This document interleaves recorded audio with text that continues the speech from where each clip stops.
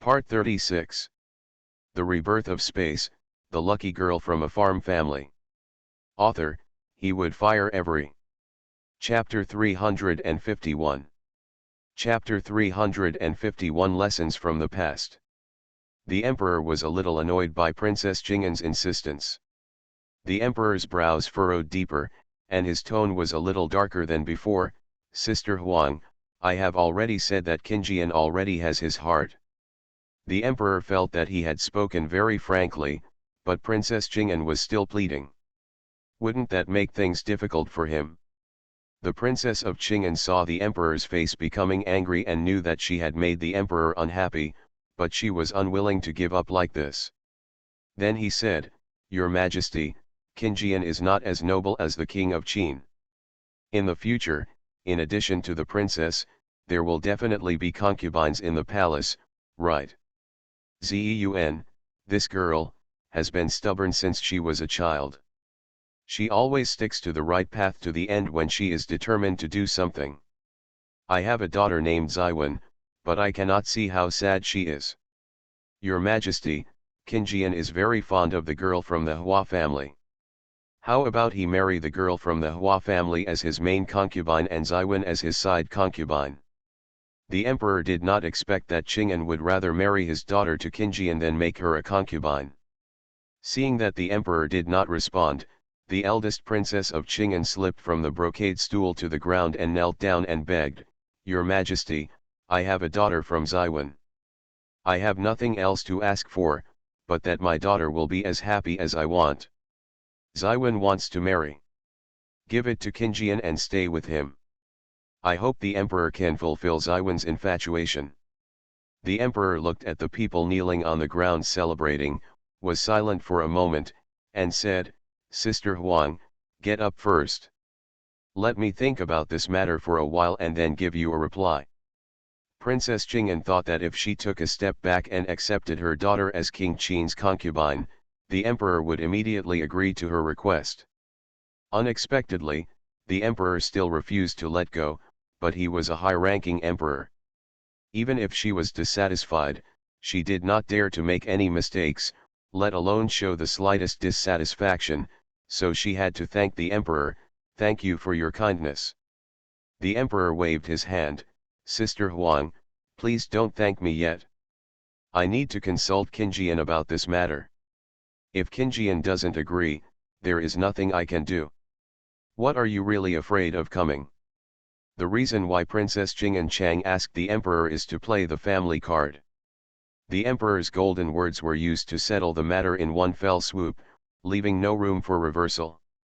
Unexpectedly, the Emperor did not go according to her expectations. For the Emperor, this matter was just a matter of words. The Emperor was not even willing to give her this kind of kindness, and Princess Qing'an felt very disappointed. He looked at the Emperor and said, Your Majesty, I have a daughter named Ziwen. Your Majesty, please help Ziwen, please. Your request is not very high. King Qin has someone in mind. We, Ziwen, will not fight for it, but we are willing to be concubines. The Emperor is not willing to give Ziwen the title of a concubine? Speaking of which, Ziwen is also of royal blood. Your Majesty, please help Ziwen for the sake of our brother and sister, okay?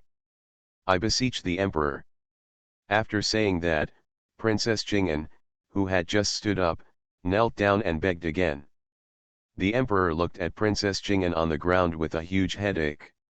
Said, Sister Huang, we are the parents of the world. You ask me to be considerate of you, and you should also be considerate of me. Ziwen is your heart and soul, and you want your Ziwen to be as happy as you want. Sister Huang, have you ever thought that Qingjian is also my eldest son? Moreover, I still owe him 20 years. The Emperor's sister hopes that her daughter will be happy with her wishes, and I also hope that my son will be happy with his wishes. This is empathy. Has Sister Huang ever thought about it for me? Princess Qing'an looked at the Emperor in horror. Although she and the Emperor were not born from the same mother, they still had a close relationship. After decades of interaction, The emperor spoke very little. He usually listened more and spoke less. In her memory, she had never seen the emperor speak such a long sentence in one breath. The emperor did not stop because of Princess Jingan's frightened expression. The conversation box had already opened, and he simply finished what he said. Then he continued, "Xiwen is my niece, and she is also a good child that I have watched grow up. I hope from the bottom of my heart that she will be successful. However, how can everything in this world go as planned? Xiwen is still a child, so she doesn't understand these principles. The imperial sister is dozens of years old, so she should understand these principles. As Xiwen's mother, Sister Huang should give her good advice, instead of just following her." The Princess of Qing and Chang'an was very pleased to hear the first half of what the emperor said. When the emperor's conversation changed, Princess Jing'an's heart immediately rose. He leaned forward and responded, "Your Majesty's lesson is right, but Xiwen."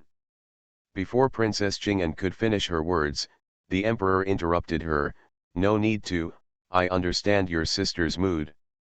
All said and done, the emperor's sister still felt sad because she couldn't bear to leave Xiwen.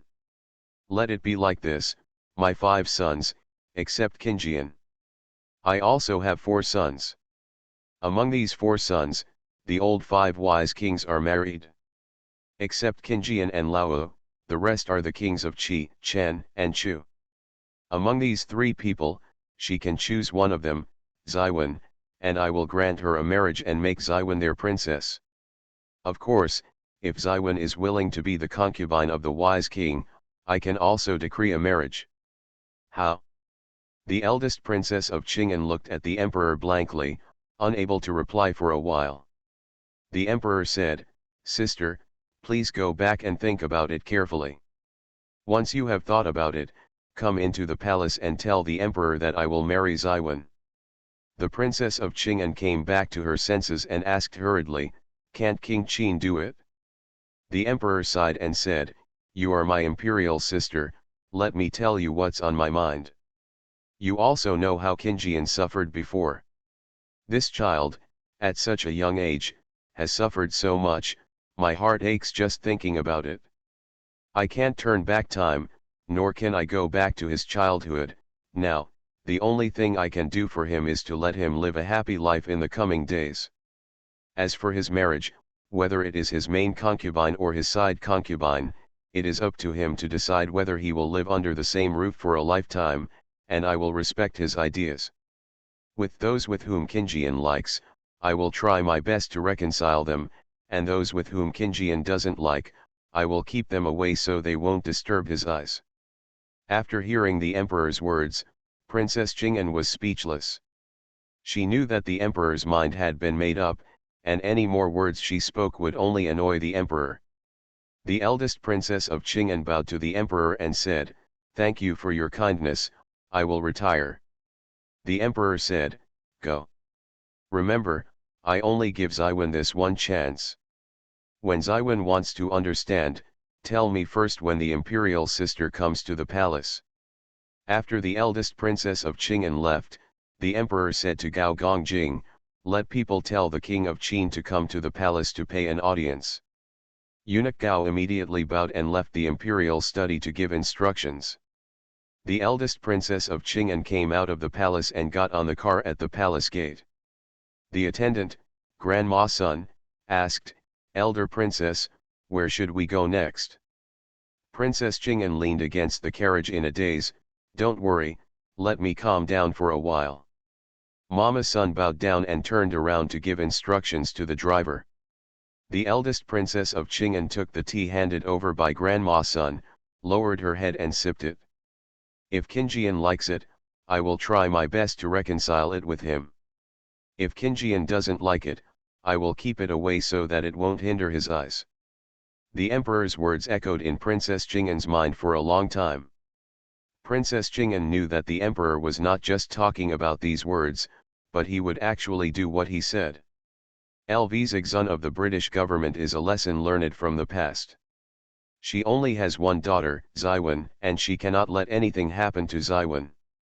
Seeing the eldest princess' thoughtful look, Grandma Sun did not dare to disturb her. She just sat quietly by the side, keeping her spirits up and paying attention to her every move. The eldest princess of Qing'an sat for a long time with a cup of tea before saying to Grandma Sun, "Go back home." Grandma Sun immediately told the driver, "Go back home."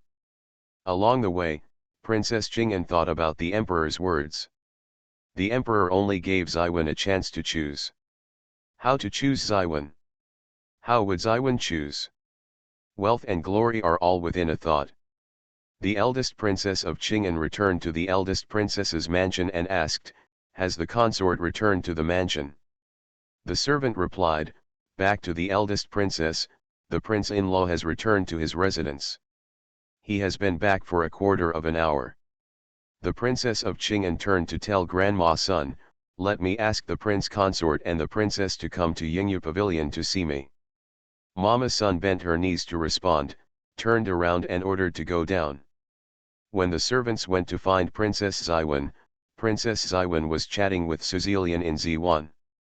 After hearing the servant's report, Suzilian stood up and said goodbye. The eldest princess must have brought good news to the princess.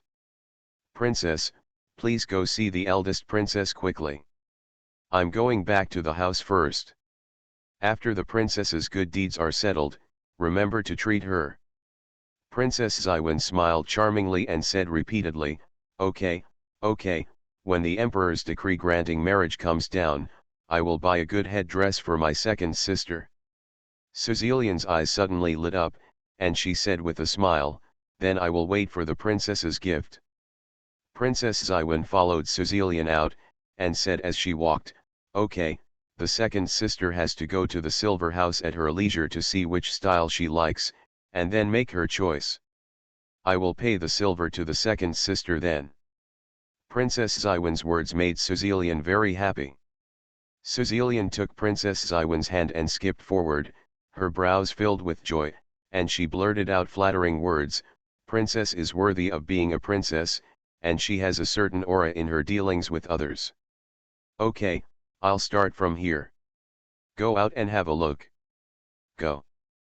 Princess Zaiwen sent Suzilian out of the second door, turned around and hurried to Yingyu Pavilion. After entering the room to greet the eldest princess who was sitting at the head, he hurriedly asked, "Mother, how are you? When will the emperor issue the decree?" Princess Qing'an looked at her daughter who was full of expectations. She felt indescribable in her heart. She raised her finger and pointed to the brocade stool beside her and said, "Sit down first." Princess Zaiwen bowed and responded, "I'm sorry, my daughter lost her temper."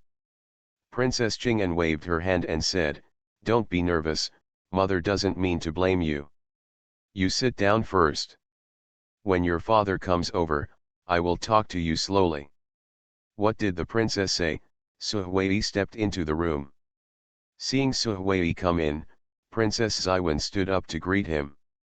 The eldest princess glanced at Nanny Sun, who understood and took the maid and mother-in-law out of the house. Princess Qing'an waited for Suhui and Princess Zaiwen to sit down, and then said, "I'm calling you here because I have something to talk to my consort and Zaiwen." Speaking, Princess Qing'an briefly explained the matter of entering the palace to meet the Holy Spirit. Worried that her daughter would be sad after hearing this, Princess Qing'an omitted the part about King Qin. After hearing what Princess Qing'an said, Suhui was so excited that he couldn't sit still. He turned to look at Princess Qing'an and asked, "Princess, what does the emperor mean?" "King Qi, King Chen, King Chu, the three of them, no matter who they are, as long as we Zaiwen are willing to marry, we will be the princess of the palace." The eldest princess looked at the consort with gleaming eyes and nodded. "Yes, that's what the emperor said." Compared with Suhui's excitement, Princess Zaiwen looked disappointed. The eldest princess looked at her lonely daughter, feeling sad again, and asked softly, "Zaiwen, what do you think?" Princess Zaiwen looked at the eldest princess and asked, "Why is there no king of Qin? My daughter thinks that her mother understands her daughter's thoughts." Seeing Zaiwen like this, The princess of Qing'an sighed and said truthfully, the emperor said that King Qin has someone in his heart. Princess Xiwen blurted out, that foxy girl is Hua Yanran, right? Suhuadi looked at his daughter with a blank look on his face and asked, Xiwen, okay, why did you scold the master? Did Princess Yanran offend you? Su Xiwen stood up angrily and yelled at Suhuadi, yes, she provoked me, and I can't stand her look. She is naturally foxy, and it makes people angry just by looking at her. Suhuadi saw his daughter yelling at her, and the anger in his heart surged upwards. He stood up and glared at Su Xiwen, you are terrible, you are going to rebel, you are going to heaven. How dare you yell at me? Where is your filial piety? The eldest princess of Qing'an stood up quickly, grabbed Suhuadi, and consoled her, please calm down your anger, Xiwen. She is in a bad mood and spoke a little too hastily. She is not yelling at the prince-in-law, but she is angry with herself. Xiwen, give it to you quickly, father apologizes.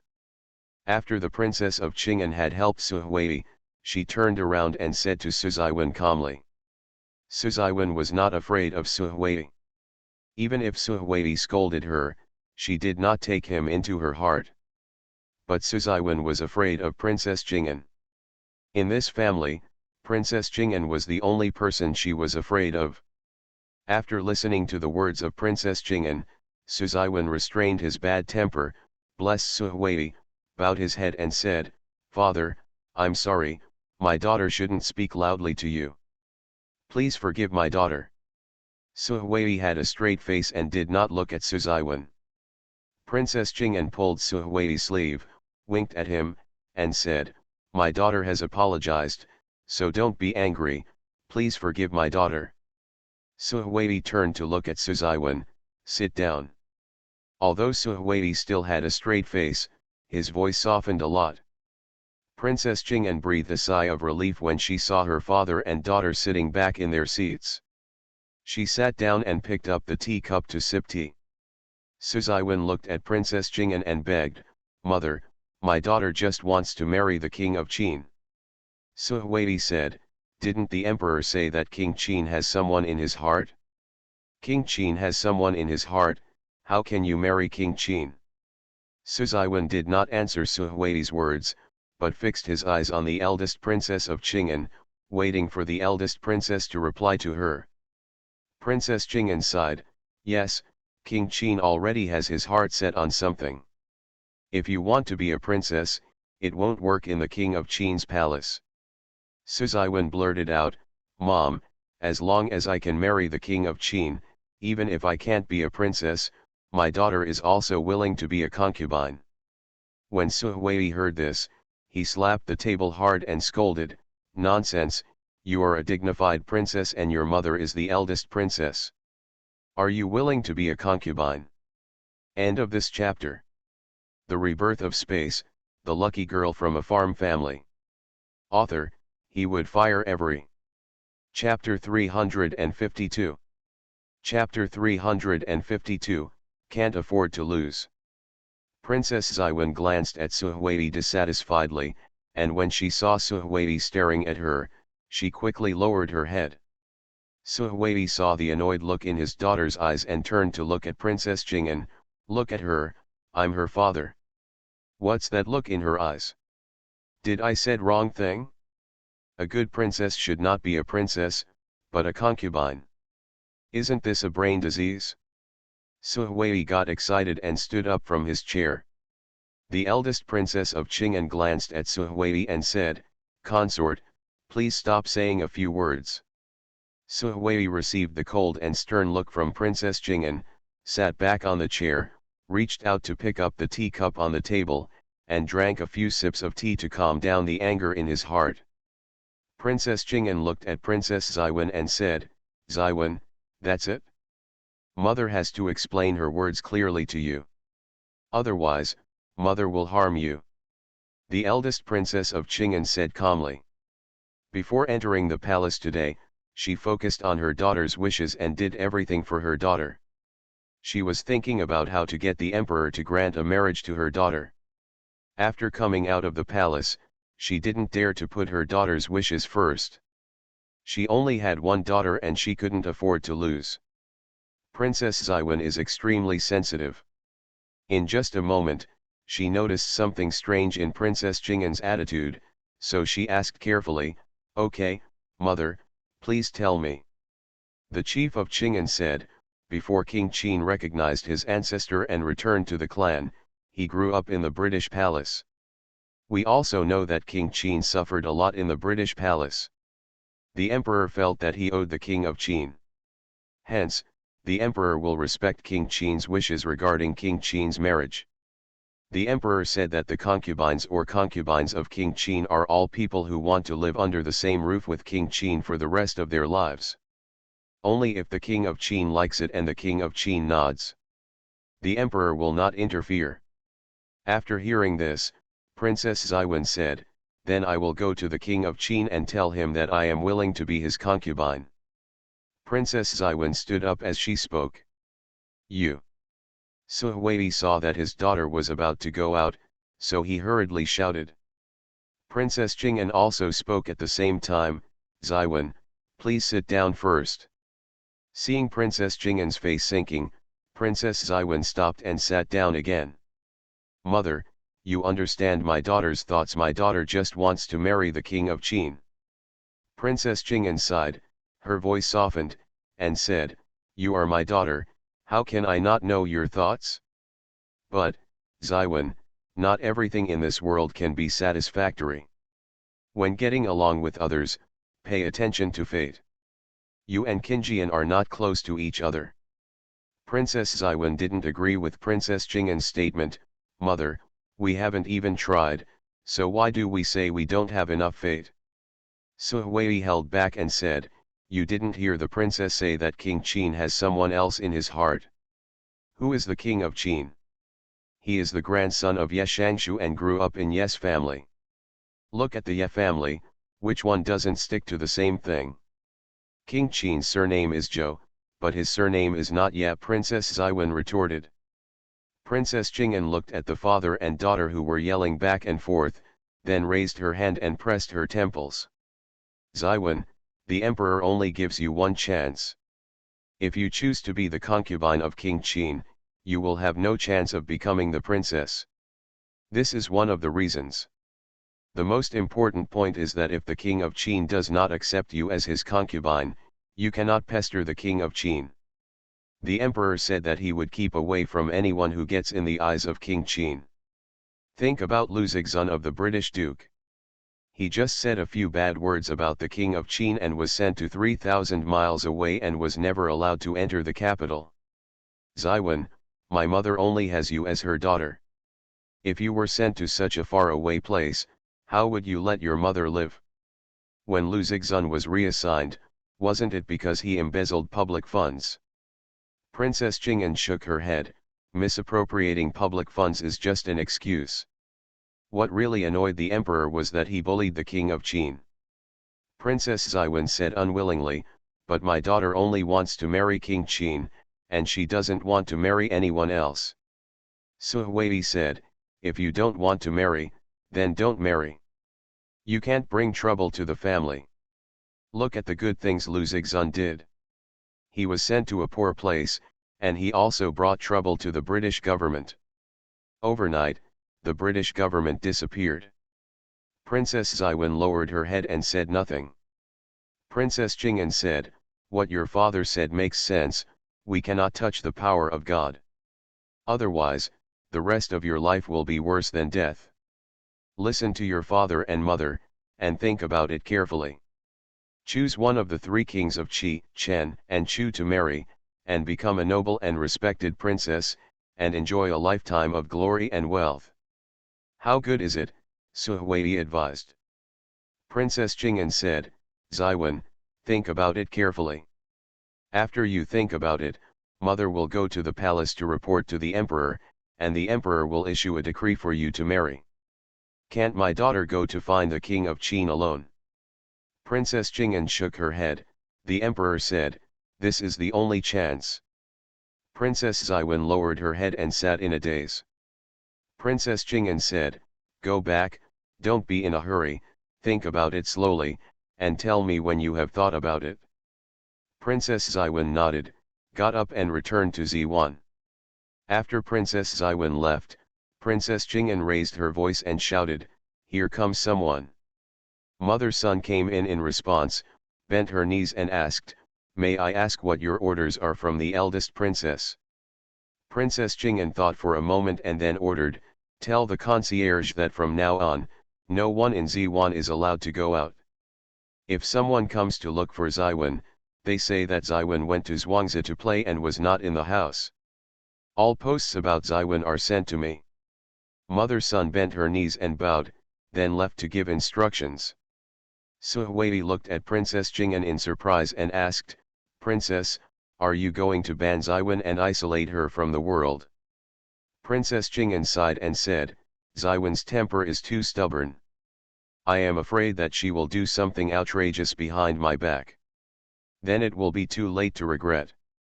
Su Huiyi nodded, "That's good. I don't know why this child is so stubborn." Princess Jing'an leaned back in her chair and did not answer Su Huiyi's words. She had an intuition that there would be changes in the capital when King Qin returned. On the other side, when King Qin and Hua Yanran were tired of being together, Ruan knocked on the door again.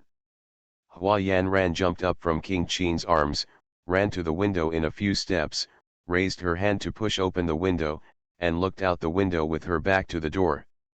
King Qin looked at the panicked Hua Yanran, pursed his lips, smiled, and shouted toward the door, "Come in." Yuan pushed the door open and came in, bowed and said, "Sir, Eunuch Lin from the palace is here." King Qin was stunned for a moment, and then said, "Please, what happened to the father who was looking for him at this point?" Eunuch Lin entered the room, bowed and said, "Your Majesty, long live my Majesty, to send your Majesty to the palace for an audience." King Qin looked at Eunuch Lin's expression and asked, "Immediately?" Eunuch Lin's face was calm, with no emotion, no urgency, no panic, which meant it was not a serious matter. King Qin breathed a sigh of relief. Eunuch Lin bowed his head and said, "Yes."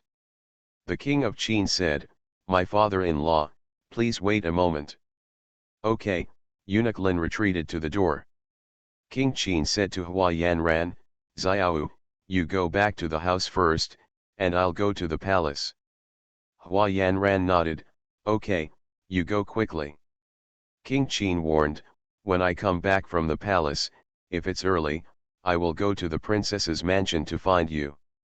"Okay, I understand, go quickly." Hua Yanran was worried that the emperor had something urgent to do with King Qin, so she urged him to go quickly.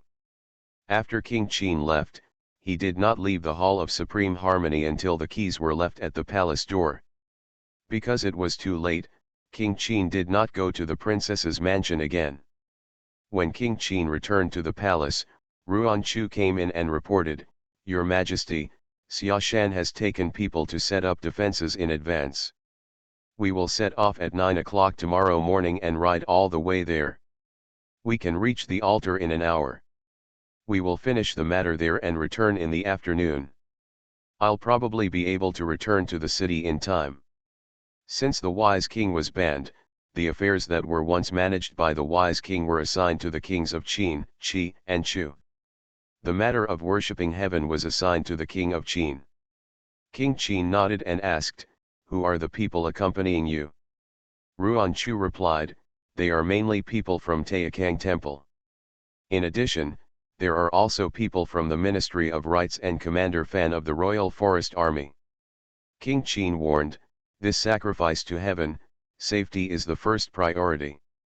It is related to the safety of my father. You need to be cautious at all times.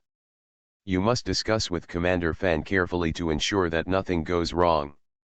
Ruan Chu leaned over and said, "Don't worry, my lord, I know the importance and will arrange everything well." After getting along for a while, King Qin knew that Ruan Chu was a bold and careful person. "Okay, you go down and do your work." After Ruan Chu exited, King Qin turned to Yuan and said, "Tomorrow morning, you go to the princess's mansion and give Xiao the golden bird and wishful scroll given by the father today. If Xiao asks, tell her, I have no time for these 2 days. I will go to the princess's mansion to see her after I have been busy for these 2 days. If you are in trouble, you should come down. Hua Yanran received the golden bird and wishful scroll sent by Yuan, and casually asked about the whereabouts of King Qin. Yuan answered truthfully. The day after the winter solstice is Shi Yame's wedding day, and Hua Yanran needs to go to Shi Mansion to help out in the past few days. The king of Qin is busy, and she is also busy, which is just right, and does not affect each other.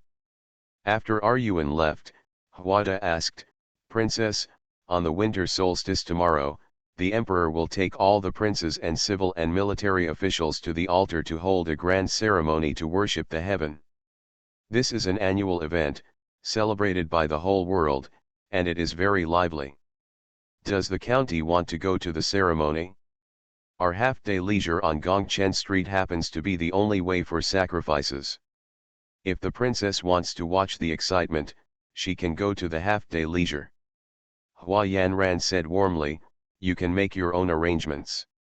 I don't like to join in the fun. I'm going to Shi Mansion to accompany Yame in the next few days. Okay, then let them rest for a day and let them make their own arrangements. Hua Yanran nodded, you go ahead and make arrangements. From my side, just let Lonicera, Begonia, and Liwa follow. After breakfast, Hua Yanran took Lonicera and others to Shi Mansion.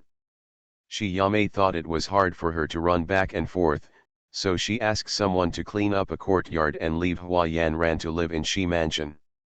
Hua Yanran did not delay and settled down with peace of mind. The Prime Minister left the Yamen and came to the private room of Jingbo Tea House. Lu Chao had been waiting here for a long time. The Prime Minister came in and said apologetically, there will be a ceremony to worship the heaven tomorrow. There are many things to attend to, so I kept you waiting for a long time. Lu Chao smiled mockingly, motioned for Wang Xiang to sit down, and then poured tea for Wang Xiang and handed it over. It doesn't matter, I have nothing else but a lot of time. I have nothing to do all day long, and I am just idle there. The Prime Minister took a sip of tea and said, you are so humble with me. When will you have time to spare? By the way, the Empress is also banned in the palace. Like the prince, she has been banned for half a year. Lu Chao nodded, I haven't received any letters from the Empress these days. I think she must have been grounded. That's good. The grounding is also a kind of protection. What happens next in the capital has nothing to do with them. Wang Xiang nodded in agreement, yes, being banned is also a kind of protection. After the good king was banned, the matter of offering sacrifices to heaven fell into the hands of the king of Qin. From the letter I got, King Qi knew that the reason why the emperor investigated the repairs on the river this time was because of King Qin's actions. The king of Qi was unwilling to do so and would play tricks on the matter of offering sacrifices to heaven in order to retaliate to the king of Qin. When Lu Chao heard this, he immediately cheered with joy. When I want to sleep, someone brings me a pillow. God helps me. Okay. Tomorrow everyone will celebrate. Let's take advantage of King Qi's east wind and make things bigger. The king nodded, yes, I think so too. Let's help King Qi and let him get the job done. Lu Chao nodded and said with some regret, I just don't know how far King Qi can go. How far should we cooperate? Wang Xiang said with a smile, our king of Qi has always regarded himself as the eldest son of the emperor. You can imagine the resentment in his heart when King Qin returns. In addition, he made a stumbling block in the Qin dynasty. This new and old hatred, King Qi's actions, it won't be small. Lu Chao's eyes sparkled when he heard this, I really hope that he will make his move as big as possible. In this way, we can take advantage of the chaos to kill that girl from the Hua family, and then help him get rid of King Qin. The Prime Minister nodded, if we can get rid of that girl from the Hua family, and also get rid of the King of Qin, then the chances of the wise king ascending to the throne will be 80% greater. Yes, King Qin and King Qi are the prince's biggest rivals. If King Qi gets rid of King Qin this time, the emperor will definitely not be able to spare King Qi. What awaits King Qi is the trap of a high wall. For the wise king to remove two powerful enemies at once, this will what a bargain. The two of them became more and more excited as they talked. Wang Xiang looked at Lu Chao and asked, "How are you doing over there? Have everything been arranged? Is it okay for your people to exclude the Hua family girl?" Lu Chao said confidently, "Don't worry, my men are no worse than the Long Shadow guards.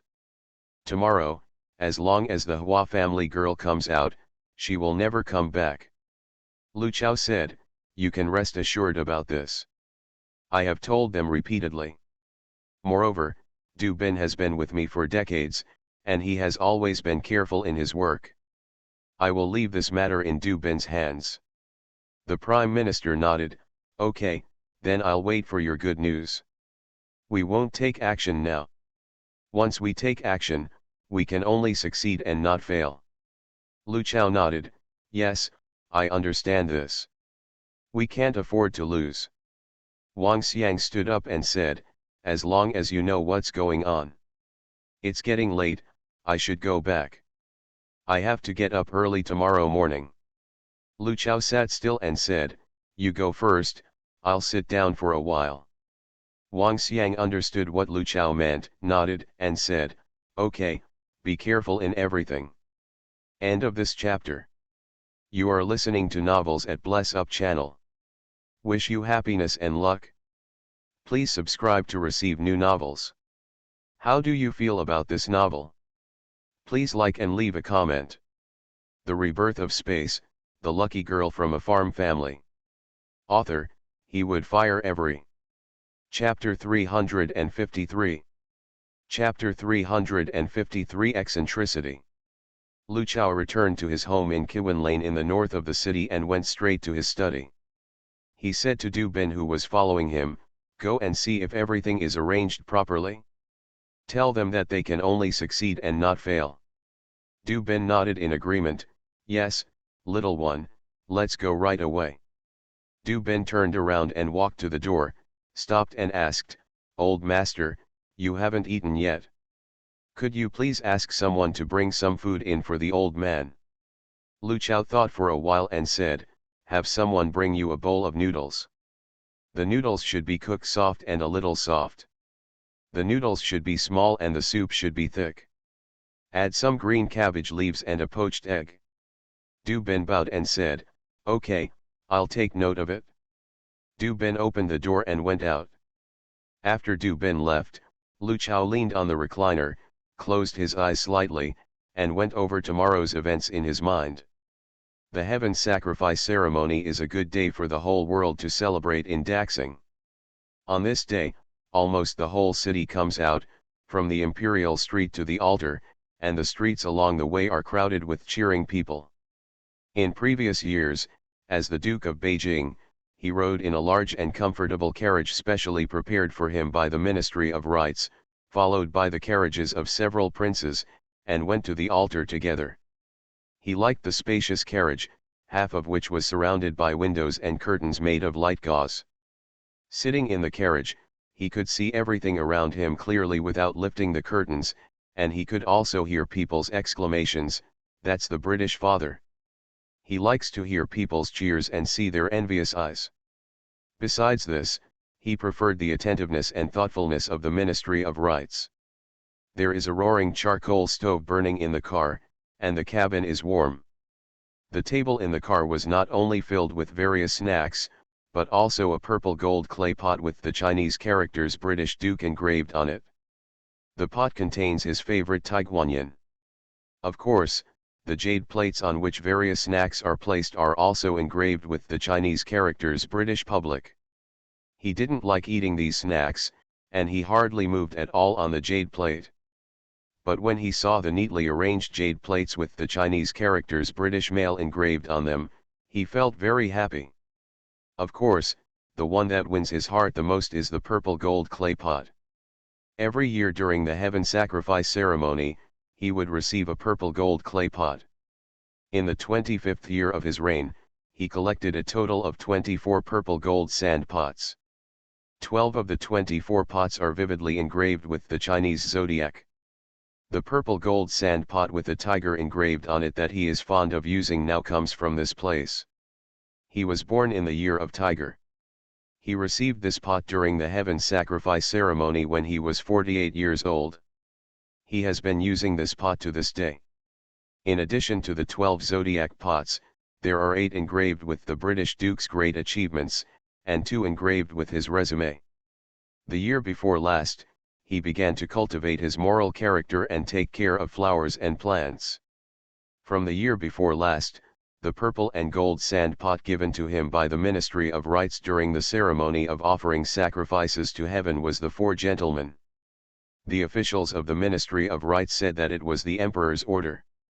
The flowers the year before last were plum blossoms, and the flowers last year were orchids. If he goes again this year, the Ministry of Rites should prepare bamboo for him, right? Old man, here comes the noodles. The servant came in with cooked noodles, and the sound of his voice interrupted Lu Chao's thoughts. Lu Chao sat up from the recliner and walked to the table to eat noodles. Before finishing the bowl of noodles, Du Ben came back. Lu Chao quickly finished the noodles in the bowl, lowered his head and took 2 sips of the soup, then put the bowl aside, reached for the handkerchief on the table, wiped his mouth, and asked, "How is it? Is everything arranged?" Du Ben leaned forward and said, "Go back to the old man, everything has been arranged. According to the plan, tonight, 4 people will be arranged to stay at an inn near the princess's mansion, so that they can keep an eye on Princess Yan Ran's whereabouts.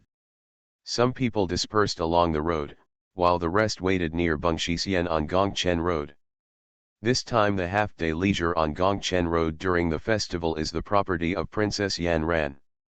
If Princess Yan Ran goes to see the excitement, she must go to this shop, so we will start here.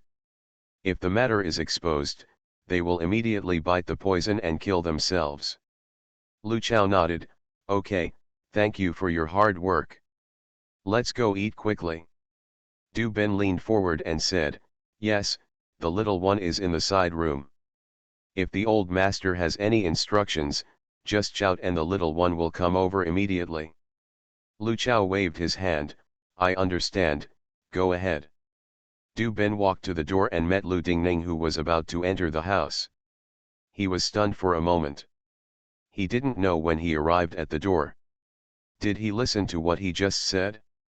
Du Ben quickly came to his senses, bowed and said, "Second master." Lu Dingning saw Du Ben's flustered expression, feeling very uncomfortable and strange. Lu Dingning looked up at the room and nodded towards Du Ben with a half-smile, "Is father in the study? I came to see him for something." Du Ben stepped aside and said, "Go back to the second master. The old master is in the study." Lu Chao in the room heard Lu Dingning's voice and raised his voice, "Come in." Lu Dingning passed Du Ben and walked into the house. Du Ben followed Lu Dingning back into the house. When Lu Chao saw Du Ben returning, he said to him, "Go and eat." Du Ben got Lu Chao's order, bowed and retreated. Lu Dingning looked at Du Ben's back in a daze. He had an intuition that Du Ben was very nervous about him. Why should he be on guard against him? What were Du Ben and his father plotting? Lu Chao looked at Lu Dingning and asked, "What's the matter with you?" Seeing this unsatisfactory son, Lu Chao couldn't help but feel agitated, and his questions were extremely impatient. Lu Dingning came back to his senses and said, "It's not a big deal. I'm just a little short on money. I asked my father for some money." Lu Dingning stared at Lu Chao, watching the anger welling up in his father's eyes.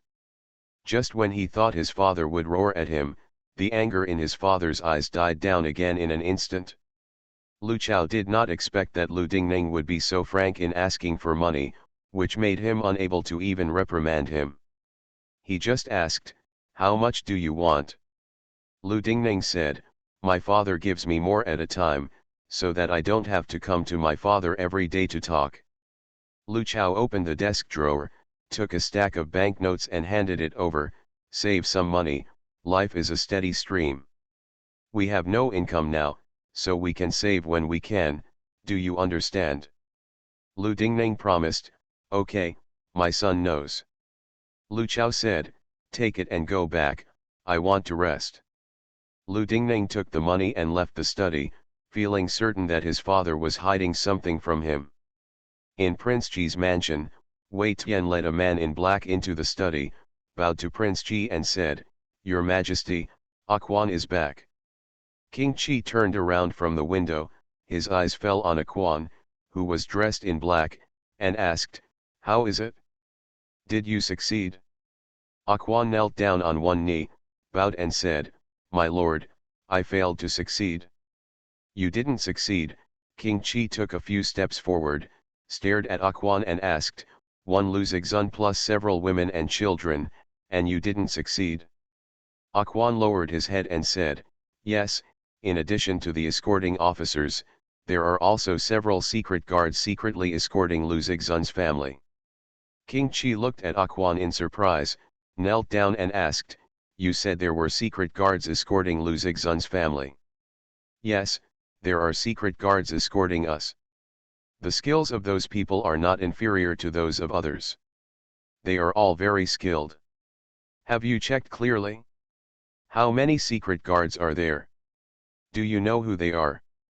Master, I saw 4 people, they seem to be from the British government. King Qi waved his hand and said, Okay, you go down first. Quan withdrew. The king of Qi said to Wei Tian, after these 2 days of work, let's check up on this old man Lu Chao. Wei Tian bowed down to respond. Yes, I understand, little one. Your Majesty, Master Chen wants to see you. The chamberlain came in and reported. King Qi's heart tightened and he turned his head to look at the hourglass on the cupboard. It was already this hour. What was Li Cheng doing here? He said, Please come in. The chamberlain retreated. Li Cheng stepped in hurriedly. Your Majesty. What happened? King Qi and Li Cheng spoke at the same time. Li Cheng said, I have received a message that Commander Fan of the Royal Forest Army will be personally responsible for tomorrow's ceremony. Also, at noon, the Emperor summoned Ruan Jinsong to the palace. Privy Huang resigned, and Ruan Jinsong took over the duties of Privy Huang. King Qi looked at Li Cheng in astonishment and asked in disbelief, Ruan Jinsong will be the Privy Councillor? Li Cheng nodded, yes, the Emperor should have had this idea for a long time. In the days since Ruan Jinsong returned to Beijing, he went to the Jiangyi camp almost every day in the name of his friends. Meeting friends is just an excuse. Ruan Jinsong's real purpose is to win over the generals in the Jiangyi camp. I met Zhang Ying in the afternoon. Zhang Ying told me that in addition to the Royal Forest Army, the Emperor also deployed people from the Jiangyi camp to provide security for tomorrow's heaven sacrifice ceremony. Your lord, you must not take action tomorrow, otherwise. Li Cheng did not say the next words. The king of Qi understood what Li Cheng meant. King Qi sighed slightly, and after a while, he said, for the first time in so many years, my father called people from the Jiangyi camp to set up defenses. In my father's heart, he is different after all. Li Cheng stood aside and did not answer the words. He could not answer the words. King Qi looked up at Li Cheng and asked, did my father know who he was, so he favored him in everything these years? Li Cheng shook his head and replied, I don't know. However, as a blood relative, the emperor can understand if he notices it. King Qi couldn't calm down, my father is partial. Li Cheng lowered his head and became mute, saying nothing. King Qi circled around the room and said angrily, I have been planning for a long time, so let's just forget it. If you miss tomorrow, when will you have another chance? Li Cheng advised, Your Majesty, we must wait for opportunities and adapt to changes. To achieve success, It depends on the right time, place, and people. Only when all conditions are met can we succeed in one fell swoop. Otherwise, if you make a mistake, you will make mistakes every step of the way. King Chi silently circled, and finally, he raised his head and shouted to the door, "Here comes someone." Wei Tian opened the door and came in. King Chi ordered, "If you pass on the order, tomorrow's plan will be cancelled." Wei Tian bowed down and retreated. Li Cheng breathed a heavy sigh of relief, raised his hands and said, "Goodbye, I'm going back first." King Chi waved his hand, "Go ahead." Watching Li Cheng exit the room, after a moment, King Chi slapped his hands heavily on the table, frightening Wei Tian, who entered the room and trembled. "Your Majesty." King Chi looked up at the trembling Wei Tian and said, "Wait for me to wash up." Wei Tian hurried forward to serve. King Chi said cluelessly, "It's not just my father who is partial, right?" Wei Tian raised his head and looked at King Chi, and asked confusedly, "Who is the prince talking about? I don't understand." King Chi had a sullen face and said nothing. Wei Tian felt uneasy and did not dare to ask any more questions. He just lowered his head and served him carefully and attentively. On the winter solstice, Huida gives everyone a day off. Wang Qin asked Hengxia and Xiao Yang, "Will you two come with me to watch the fun?" Hengxia shook her head, "Aunt Wang, please take Xiao Yang. She likes the excitement, but I don't like this. There are too many people, and the noise will give me a headache. I will go to Wuotong Lane to talk to the second lady." Seeing that Hengxia was unwilling to go out, Wang Qin did not force her. "Okay, you go and talk to the second lady, and you can bring the elixir that the princess gave to the second lady. Xiao Yang, let's go." After Wang Qin gave the order, he turned around said to Han Yang. Wang Qin saw Xiao Yang wearing a whitewashed muslin jacket and asked, "Where are your new clothes? Why are you wearing these again?" Xiao Yang blushed and replied, "Wearing new clothes is getting in the way of doing things. Today I am washing myself. I like to wear old clothes and do things. It feels more comfortable." Wang Qin sighed and said, "You are a first-class girl who follows the princess. Someone else does the washing and washing." Xiao Yang smiled and said, "Isn't the princess not in the mansion today? The servants are also idle, helping Luma and the others with some things." Wang Qin smiled and said, "You girl is so heartwarming. It won't be a problem if you wear the new clothes more often. There are 2 sets of new clothes in a month. How many new clothes have you saved? Hurry up and put them on, and then let's go see the excitement." "Okay, slave, go and change now."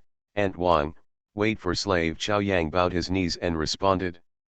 Wang Qin shouted towards Shay Yang's back, "You are the girl of our princess's palace, dress nicely, don't embarrass our princess." "I know this," Xiao Yang replied as he walked. Xiao Yang went into the house and changed into a lavender cloud-patterned brocade dress and came out and asked Wang Qin, "Aunt Wang, is this dress appropriate for this slave?" Wang Qin looked up and down and asked, "Is this the one the princess rewarded you with?" Xiao Yang nodded and said, "Yes, the princess grew up quickly and couldn't wear this clothes before she wore them, so she gave them to her slaves." Wang Qin nodded with satisfaction, "It looks good. This is Sichuan brocade. It looks great on you. Just wear this and let's set off." Xiao Yang asked, "How should we get there?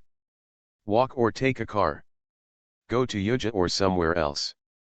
Wang Qin replied, "It's a day off today, and the princess is not in the palace. We have nothing to do.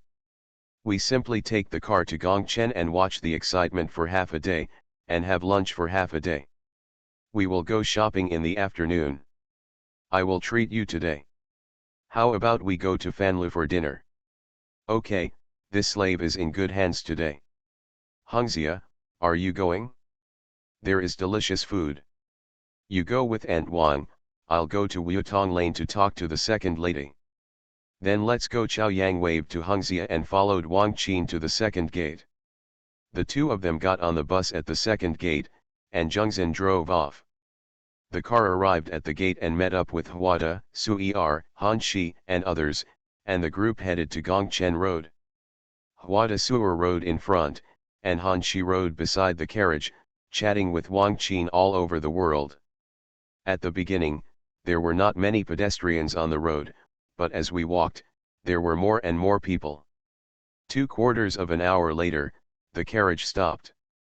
Wang Qin stuck out his head and asked, "What's going on?" Han Shi said, "We have reached the back alley that has been busy for half a day. There are many carts selling snacks on the road blocking the road. It would be faster for you to get off the car and walk there." End of this chapter.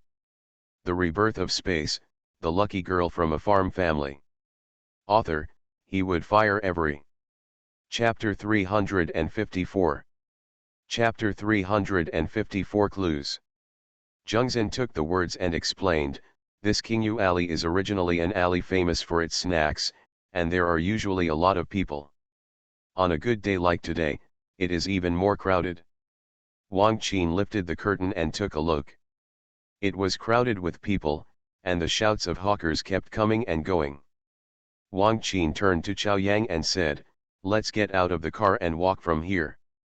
Chao Yang nodded in agreement, "Okay." Wang Qin stood up and bent down to get out of the car first, followed by Chao Yang. After Wang Qin got out of the car, he turned around and stretched out his hand to Chao Yang. Chao Yang held Wang Qin's hand and jumped out of the car. "Thank you, Aunt Wang." Wang Qin smiled and said, "Let's go." After saying that, Wang Qin took Shay Yang's hand and walked sideways through the crowd, squeezing towards the backyard where they had been busy for half a day. Just 7 or 8 steps away from the back door of Ban Ricien, a force came from the east and pushed Wang Qin and Shay Yang's hands away. Wang Qin hurriedly shouted, "Don't crowd, everyone, please stop crowding." There were shouts and yells. Soon, someone screamed, "It's dead, it's murder." Wang Qin was startled and quickly turned around to look for Chao Yang, shouting loudly, "Chao Yang." The crowd that had just come over started to retreat. Wang Qin was pushed back a few steps, shouting Chao Yang loudly as he retreated. Wang Qin shouted several times, but did not hear Shay Yang's response.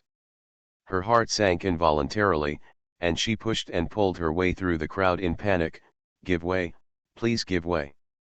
Wang Qin squeezed her way into the crowd and saw Chao Yang lying in a pool of blood with her eyes wide open in fear. There was an extremely sharp dagger not far from her. Wang Qin hurriedly rushed forward to hug Chao Yang and shouted over and over again, "Chao Yang, Chao Yang." Wang Qin shouted while reaching out to test Shay Yang's breath. Sui-er squeezed in from the crowd and saw Wang Qin hugging Chao Yang. He hurriedly stepped forward and asked, "How are you doing?" Wang Qin looked up at Sui-er and shook his head. Su-erjan immediately stood up and jumped onto the table selling pancakes nearby. Looking around, he saw a man in black wandering into an alley. Su-erdan got angry, stepped on the shoulders of the onlookers from the desk, and chased after the black shadow. The onlookers gasped at the sight. Han Shi and Hwada squeezed in. Hwada stepped forward to check Shay Yang's wound and said to Han Shi, "Go and see Sui-er." Han Shi nodded and chased in the direction Sui-er left. Hwada raised his head and said to Jun Xin, who had squeezed in after him, "Let someone report to the official." Jungzin nodded in agreement and turned around to make arrangements. After Hwada finished giving his instructions, he raised his voice and said to the onlookers, "For the neighbors here, I am the steward of half-day leisure, and the man who was stabbed to death is one of our half-day leisure people. Who here saw the perpetrator just now? If you can provide some clues, you will be given 1 tael of silver. The more detailed your explanation, the more money you will be given. If you are willing to provide clues, follow this guy to the backyard where he has been free for a long time." As soon as the onlookers heard that there was money, they all followed Jungzin and left for half a day. Hwada said to Shi Qing, "There may be associates of gangsters among this group of people. You should be careful. Shi Qing nodded in agreement. Huada said to Wang Qin, Qiao Yang has gone. Let's put her down first. After the official comes to check, we will take care of her funeral. Wang Qin hugged Qiao Yang in grief and stared at her pale face due to blood loss. Just a moment ago, the person who was holding her hand, leaning on her shoulder, listening to her words, and acting coquettishly towards her was gone in the blink of an eye. Everything happened so suddenly that she was caught off guard. Wang Qin was so heartbroken that she felt suffocated. Qiao Yang came into this home from Hongcheng and lived with them under the same roof. The princess often said that it is a great fate to live under the same roof. Even if they are not relatives, they are better than relatives. Wang Qin looked at Huada and said sadly, just now, I was holding her hand, and she was smiling at me. Huada patted Wang Qin on the shoulder and said comfortingly, I know. Wang Qin looked down at Qiao Yang and said with self-reproach, I shouldn't have brought her out. Huada knew that Wang Qin was feeling guilty and said, don't be sad yet, this matter is not simple, the other party's target should be the princess. We must quickly find the gangster, find out the truth of the matter, and find the person behind the scenes. In this way, the princess will be safe, Shui Yang's revenge can be avenged, and her blood will not be shed in vain. Huada's words made Wang Qinfan come back to his senses. Yes, the other party must have mistaken Qiao Yang for the princess. Otherwise, why attack a maid? The heaven sacrifice ceremony is a grand event celebrated by the whole country, and security matters are naturally a top priority. Almost the whole city mobilized its efforts to ensure that the celebration went smoothly. Therefore, from the beginning of the winter month, all the guards and soldiers of the Jingzhou mansion were on full alert. No matter whether it was day or night, the number of patrols were doubled times. Yesterday afternoon, officers and soldiers transferred from the Yulin army and the Jiangyi camp joined in the security. The news of the stabbing in Qingyu Lane soon reached Zhang Ying, who was in charge of this area. Zhang Ying is the commander of the North District of the 5 City Soldiers and Horses Division. Gongchen Road is in the north of his city.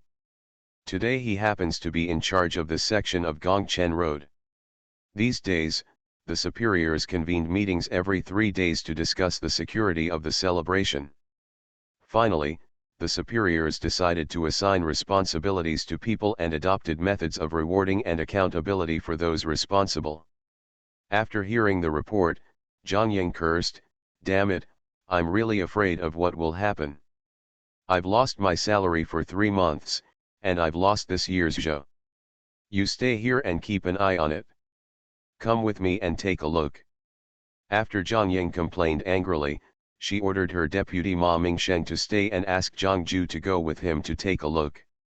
Zhang Ying took Zhang Ju and a few servants to Qingyu Lane.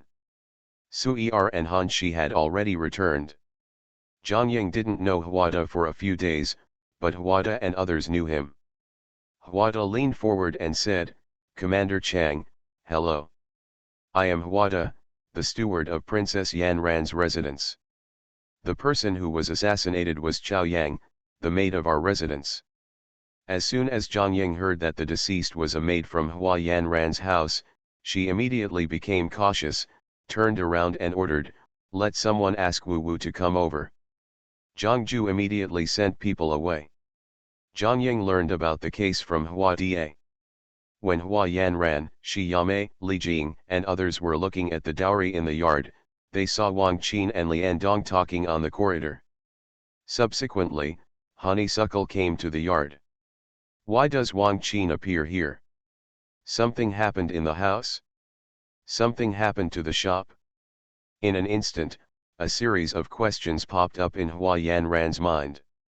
She walked towards Lonisara and asked first, why is Aunt Wang here? Landong replied, Aunt Wang said that she has something urgent to do to see the princess. Hua Yan Ran nodded, turned to Shi Yamei and said, Yamei, I have something to deal with. I'll go back to my house first. Shi Yamei said, okay, come back after you finish handling the matter. I'll wait for you. Let's continue the topic from last night in the evening. Hua Yanran nodded, okay. After Hua Yanran said goodbye to the people in the Shi mansion, she quickly walked towards Wang Qin. Aunt Wang, what happened? Wang Qin took Hua Yanran's hand and walked out. As she walked, she said, Princess, let's get in the car and talk. Hua Yanran nodded and followed Wang Qin to the second door. At the second gate, Wang Gu turned around and said to Lonisara, you, Haitang and Liwa are in the next car. After saying that, Wang Qin got into the car behind Hua Yanran and ordered Qingyu to drive. Hua Yanran waited for Wang Qin to get in the car and asked, what happened? Wang Qin paused and choked with sadness. Princess, the morning sun is gone. Gone? What does gone mean? Dead, Hua Yanran asked with confusion on her face. Wang Qin nodded and explained what happened in the morning in detail. After hearing this, Hua Yanran was silent for a moment and asked, where is Chao Yang? Where is he now? Huada asked Zhengzhen to send her to Cin Temple, and asked the master in the temple to make a temple for her, and then bury her generously. Hua Yanran said, then let's go to Cin Temple first, and I'll go burn incense sticks for Chao Yang. Wang Qin hesitated a little, Princess, you have a distinguished status. Before Wang Qin could finish speaking, Hua Yanran interrupted her, firstly, the dead person is the most important. Secondly, Chao Yang died because of me. I should go and see her, both emotionally and rationally. Seeing Hua Yanran's insistence, Wang Qin had no choice but to nod. It was already Yu hour when Hua Yanran returned to the princess's mansion from Cin Temple. Everyone breathed a sigh of relief when she came back. Hua Yanran looked at everyone, said nothing, and went straight to the study. Huada and others followed her to the study. After entering the house, Hua Yanran looked at Huada and asked, Uncle Hua, do you have any clues? Huada bowed and replied, back to the princess, I didn't find the gangsters who attacked Xiang Chao Yang, but I found 7 people with the word win tattooed on their right wrists. Hua Yanran's face became stern and she asked, win tattoo, whose is it, the Prime Minister's palace or the British Duke's palace? Huada admired Hua Yanran's sensitivity and said, Shinan followed them to the north of the city and met Du Bin beside the British Duke. Hua Yanran knocked the teacup in her hand heavily on the table and cursed, this old man is looking for death. Lu Guang, Han Shi, and Wang Gu, you 3 go and capture Du Bin, lock him up and torture him severely. Lu Guang, Han Shi, and Wang Gu bowed to accept the order, turned around and walked out. Wang Gu, wait a moment, Hua Yanran called to Wang Qin. Wang Qin turned to look at Hua Yanran and asked, any other instructions, princess? Hua Yanran handed over a silver needle and said, take this with you. Wang Qin bowed and thanked her, then stepped forward to take the silver needle. At Kiwan Lane in the north of the city, the British prince was circling in the room angrily, while Du Bin stood beside him with his head lowered. You are a waste of a county, what kind of look do you have, even the maid and the young lady can't tell the difference. Lu Chao pointed at Du Bin and scolded. Du Bin leaned forward and said, old master, I don't blame them for this. If you want to blame, just blame the maid. She's such a nice girl, why is she wearing a nice shoe brocade? The finest shoe brocade is a tribute. Is it something that a maid like her can wear if she has money but no land to buy it? Lu Qi and the others have never met Princess Yanran, so they can only judge her from her clothes. So is the maid. If a maid wears Sichuan brocade, isn't she going to die? After hearing Du Bin's words, Lu Chao became less angry, then turned around again and argued angrily, if I change my clothes, I won't be able to recognize him. A maid is a maid, a young lady is a young lady, how can they behave the same? Du Bin defended, old man, you are really making things difficult for them. Old man, think about it, where did Princess Yanran grow up? A princess who grew up in the mountains behaves worse than a maid. How do you tell them to tell the difference? From a young point of view, I really don't blame them for this matter. They did a very good job today. They killed the people according to the old man's instructions and escaped unharmed. This mission was very successful. The old man should praise them instead of blaming them. Lu Chao felt much better after hearing Du Bin's words. Du Bin saw that Lu Chao's expression softened and continued, Lu Qi and his gang usually practice in isolation and have too little actual practice. It is the same as when the old man led troops to fight in the past. Really brave and capable generals are trained in battles. This time, we should give them a chance to practice. Lu Chao nodded, what you said makes sense, this time it's just practice. Tell them that although it was just a maid who died today, it happened today and the Yamen could not ignore it. Let them stay indoors and be careful not to come out. Du Dian leaned forward and said, don't worry, old man. The younger one has already been told. Let them not go out for 7 days. If they have food and drink, someone will send it to them. Lu Chao nodded with satisfaction, then sighed again, and said with great annoyance, what a great opportunity we have today, but King Qi didn't take action. If he had taken action, I would have removed 2 stumbling blocks for the prince today. Du Bin comforted him and said, don't be sad, old man. There is nothing to be upset about. Let us make complete preparations, and there will be many opportunities in the future. Next month is the 12th lunar month, and there is the Labo festival in the 12th lunar month. In order to win the support of the people, the King of Qi has personally given porridge on Labo Day for several consecutive years. Although King Qi is just showing up, as long as he shows up at the porridge shed, it will be our opportunity. The same is true for King Qin. Lu Chao nodded, yes, be prepared, there are plenty of opportunities. You are tired today, so go down and rest. You will go out with me early tomorrow morning. The old lady is going to Jingbo Tea House to meet the king? Or, Du Bin leaned over and asked. The Prime Minister sighed and said quietly, yes, the matters in the court can only be known through the Prime Minister. I'm going to see the Emperor's attitude towards today's events. In addition, there are some things that need to be discussed with the Prime Minister. Okay, I understand. The old man is tired today. I will help him rest. Lu Chao shook his head and said, I'll sit here for a while, you go and have a rest. Just let Jinhua do the work of serving others. Jinhua is a newly purchased girl. She is pretty and has a charming look on her face and eyes, which makes people like her very much. On the first day Jinhua entered the house, Lu Chao called her to her side and asked him to serve her closely. Du Bin immediately understood what Lu Chao meant and bowed to say goodbye to Lu Chao. Lu Chao waved his hand and motioned for him to leave. Du Bin came out of Lu Chao's study, returned to the east wing, and sat down to drink tea. Thinking about what Lu Chao said, Lu Qi and the others had to stay out of the limelight. Just now, he just followed Lu Chao's wishes and did not tell Lu Qi and others not to go out. Du Bin thought of this, immediately stood up, came out of the house, and climbed over the wall.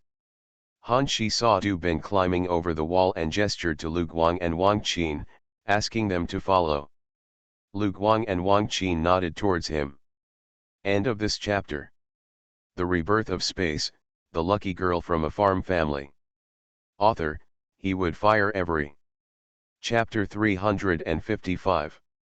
Chapter 355 I blame you. Du Bin noticed someone was following him. When he paused and looked back, he saw that the silver needle in Wang Qin's hand had already left his hand. 5 silver needles were shot at the same time. Du Bin jumped up and avoided the silver needle thrown by Wang Qin. Wang Qin felt a chill in her heart and thought to herself, fast enough. Come again. Wang Qin reached out with his left hand and stabbed Du Bin with 5 silver needles. When Du Bin saw the silver needle flying towards him, he quickly did another backflip to avoid the silver needle Wang Qin threw at him again. However, Wang Qin predicted that Du Bin would avoid this way, and followed with his right hand to throw 5 silver needles.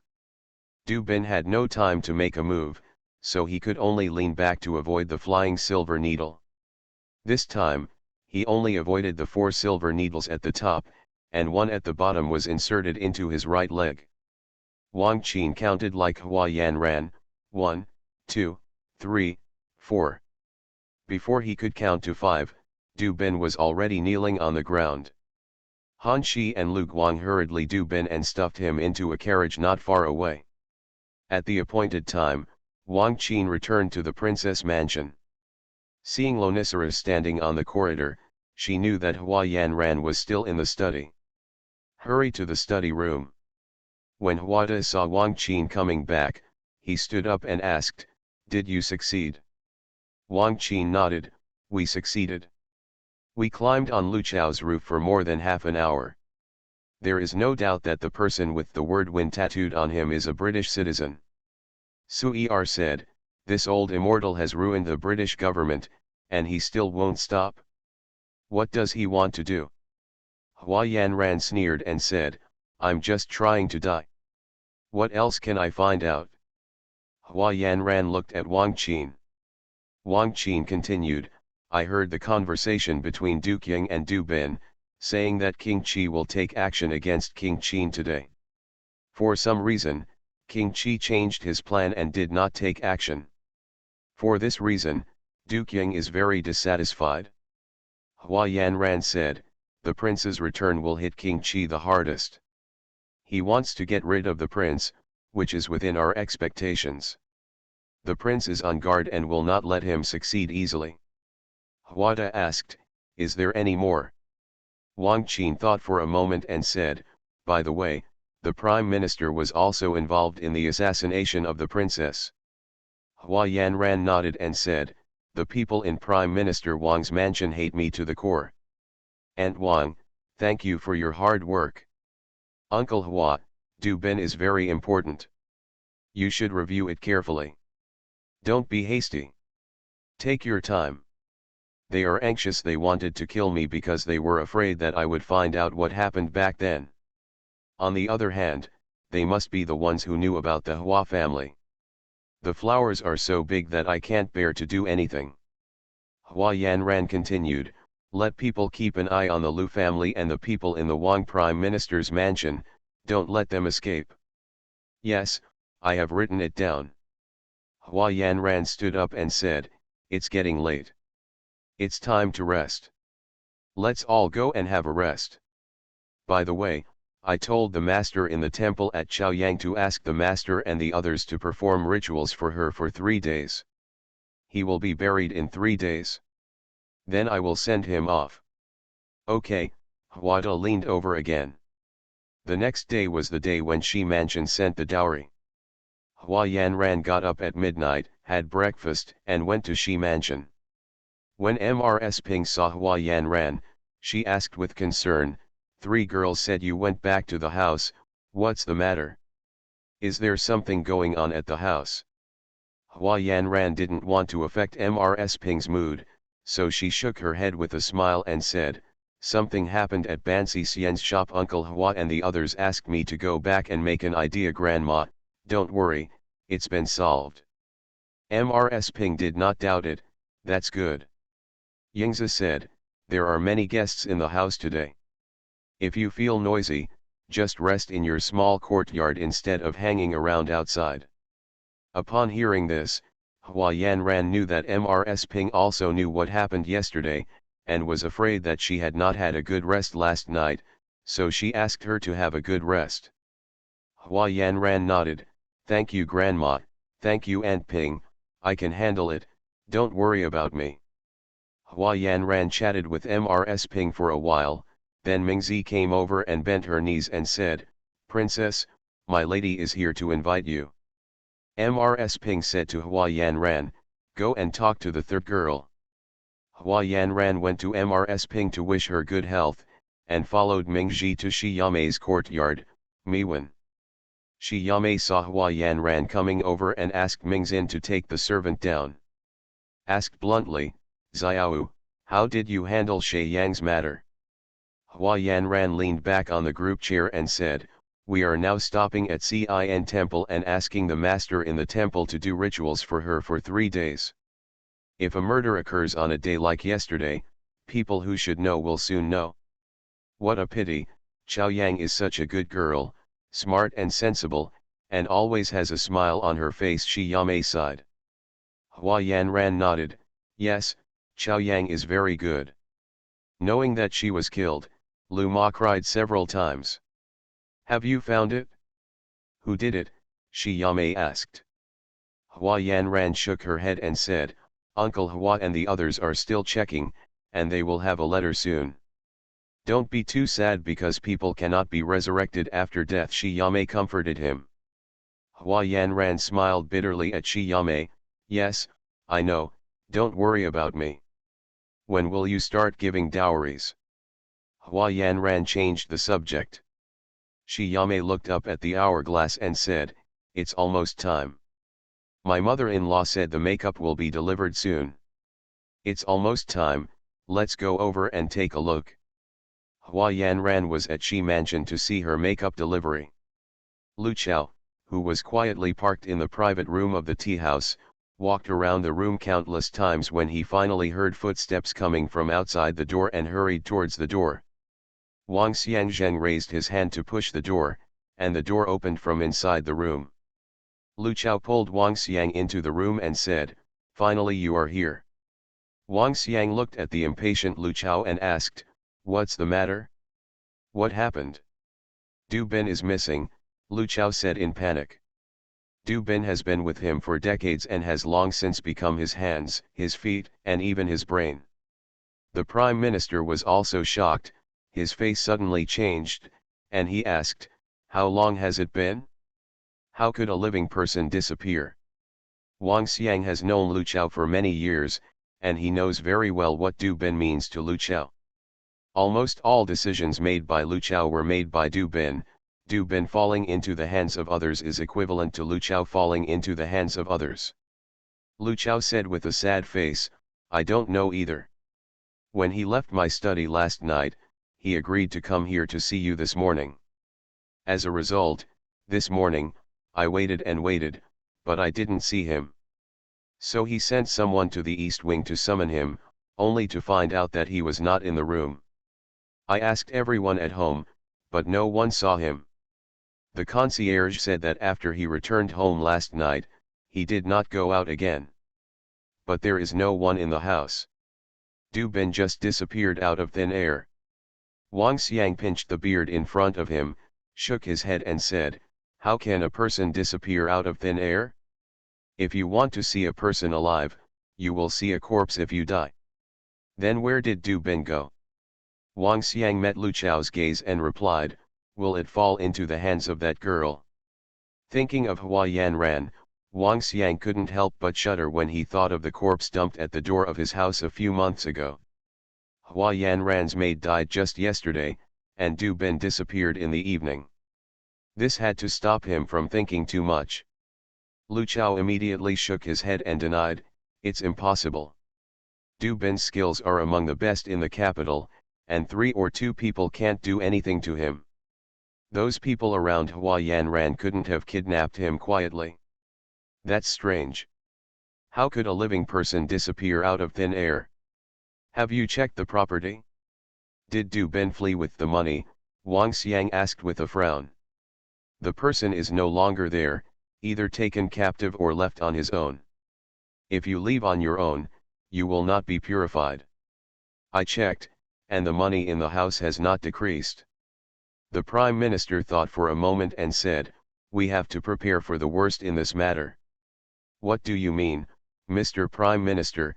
Du Bin fell into the hands of that little girl. Wang Xiang looked at Lu Chao and asked, it is very possible that if Du Bin falls into the hands of that girl, will he confess? How sure are you? Lu Chao looked at Wang Xiang and was speechless for a moment.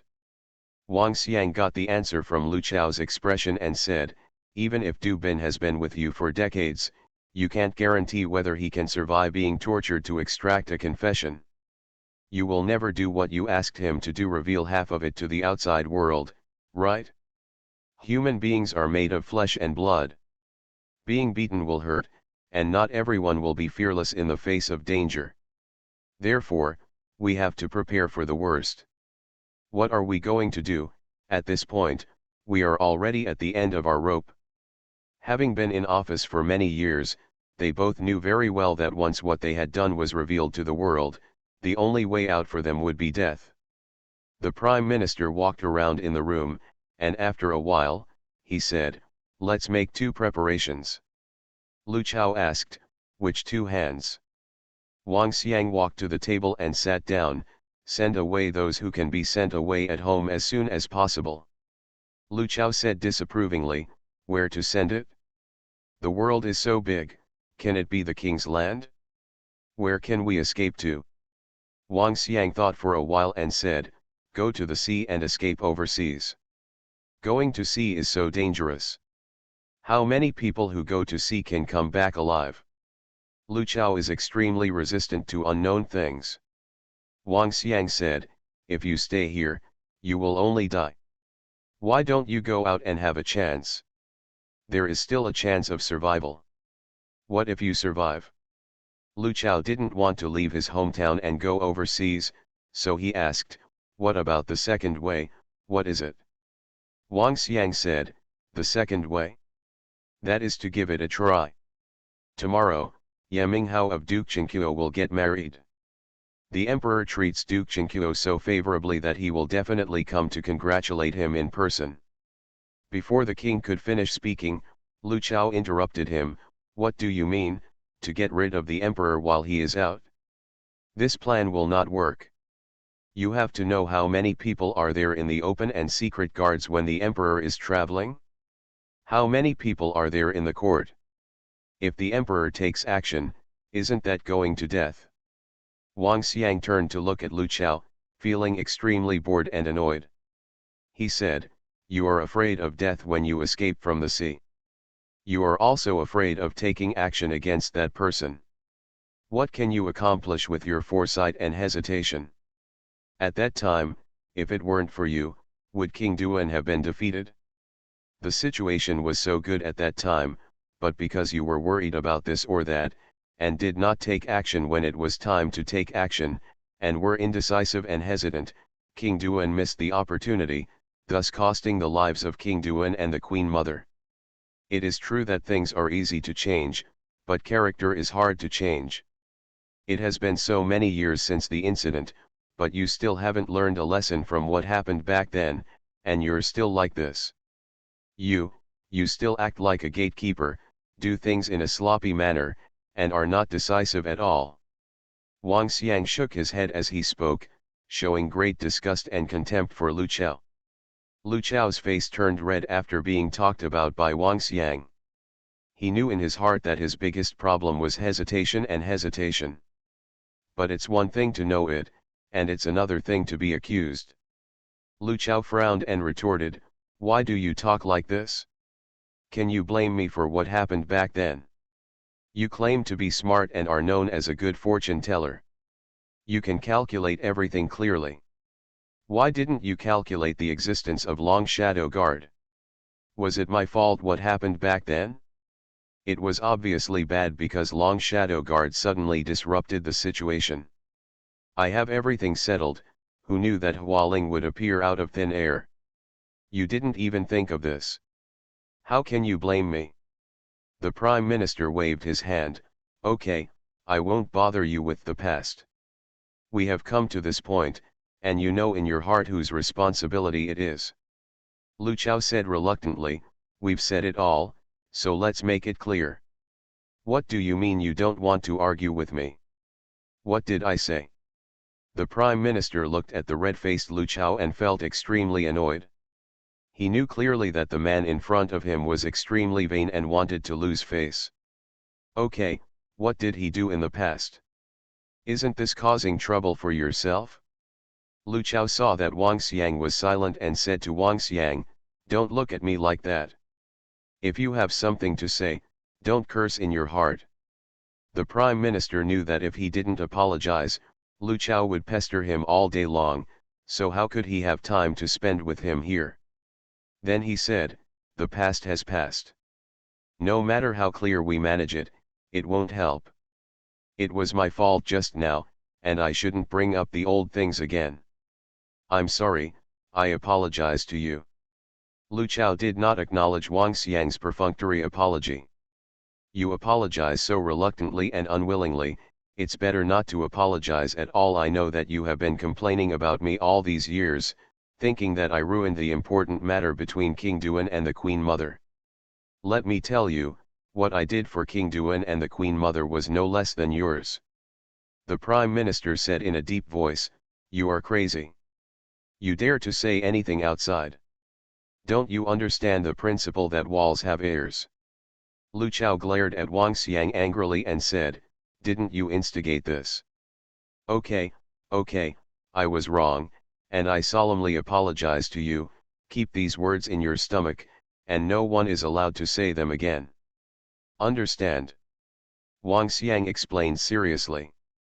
Lu Chao forgot about it when he saw Wang Xiang bowing seriously to him. Prime Minister Wang said, since you think these two options are undesirable, what do you think we should do? Wait for them to find out Du Bin's words, and then settle the score with us. Lu Chao thought for a while and said, wait a minute, there's no telling whether Du Bin is in their hands or not. What if Du Bin just went out to do errands and didn't fall into the hands of that girl at all? We can't scare ourselves here alone. Wang Xiang looked at Lu Chao speechlessly and looked, here he comes again. Co-author, the person who was anxious when he entered the door just now was because he was dazzled and saw it wrong. The Prime Minister said angrily, what if Du Bin falls into the hands of that girl? Let me tell you, that girl is cruel. Do you remember the corpse dumping case at the door of my house before? That girl probably did that thing 9 times out of 10. Lu Chao thought for a while and said, Du Bin is a man, he shouldn't betray us. Lu Chao said it with his mouth, but he had no clue in his heart. Wang Xiang sneered and said, I advise you not to place your hopes on others. In this way, you will be much less disappointed. End of this chapter. You are listening to Novels at Bless Up channel. Wish you happiness and luck. Please subscribe to receive new novels. How do you feel about this novel? Please like and leave a comment. The Rebirth of Space, the lucky girl from a farm family. Author, he would fire every. Chapter 356. Chapter 356 Smart. Wang Xiang didn't want to talk to him anymore, so he stood up and said, what you said makes sense. If you wait for 2 days, Du Bin may come back. I still have a lot of official business to deal with. I'll be here today. What can I do? Let's talk about it later. Seeing that Wang Xiang was about to leave, Lu Chao quickly stood up and said, are you leaving? I still have something to say. The Prime Minister interrupted him without waiting for him to finish. Let's talk about it later. I need to take care of that matter urgently. What should we do about Du Bin? Lu Chao asked. He came to him to make up his mind about Du Bin's disappearance. He hasn't made up his mind yet, so why would he leave? Didn't you say to wait for 2 more days? Then wait for 2 more days, Wang Xiang said as he walked out. Lu Chao chased him to the door and saw that Wang Xiang had already reached the stairs. Lu Chao opened his mouth, as if his mouth was stuffed with cotton and couldn't make a sound. He held onto the door frame and watched Wang Xiang disappear at the stairs.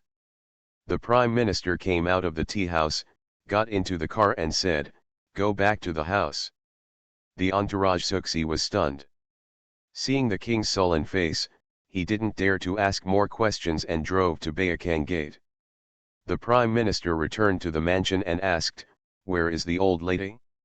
Are you in the mansion? The servant leaned back and said, back to Prime Minister, today I am delivering makeup to Minister Shi's residence. The old lady, the eldest lady, and the second lady went to Minister Shi's residence early in the morning. The Prime Minister asked, did the old lady say when you will return? The servant shook his head and said, I don't know. The old lady didn't tell me. The Prime Minister nodded, turned around and went to the study, took 2 steps, turned around and said to the servant, if the old lady comes back, ask the old lady to meet me in the outer study. If you owe me, I should obey. When she woke up in the morning, Mrs. Shangwan's left eyelid kept twitching, which made Mrs. Shangwan feel uneasy. After she mansion put on her hair and makeup, Mrs. Shangwan said goodbye to Mrs. Ping, who sent her to the second door. Mrs. Shangwan returned to the house, and the concierge told her that the Prime Minister had returned to the house and was waiting for her in the study outside. Mrs. Shangwan's heart tightened after hearing this, and she hurried to the study room outside. Hearing the sound of his servants greeting Mrs. Shangwan, Wang Xiang turned around and came out to greet her. Mrs. Shangwan came into the room and asked, why did the Prime Minister come back so early today? The Prime Minister walked to the door, poked his head out to take a look, and said to Suxi, send the people out, and you will guard the door. No one can come in without my summons. With joy, he bowed down and retreated with his servants. Seeing Mr. Wang's cautious look, Madame Shangwan's heart rose in her throat and she asked worriedly, Mr. Prime Minister, what happened? Wang Xiangxiu helped Mrs. Shangwan walk to the soft couch, let's sit over there and talk. Mrs. Shangwan nodded, and the two of them walked to the soft couch and sat down. Tell me, what's the matter? Prime Minister Wang held Mrs. Shangwan's hand and said in a low voice, last night, Lu Chao's attendant Du Bin disappeared.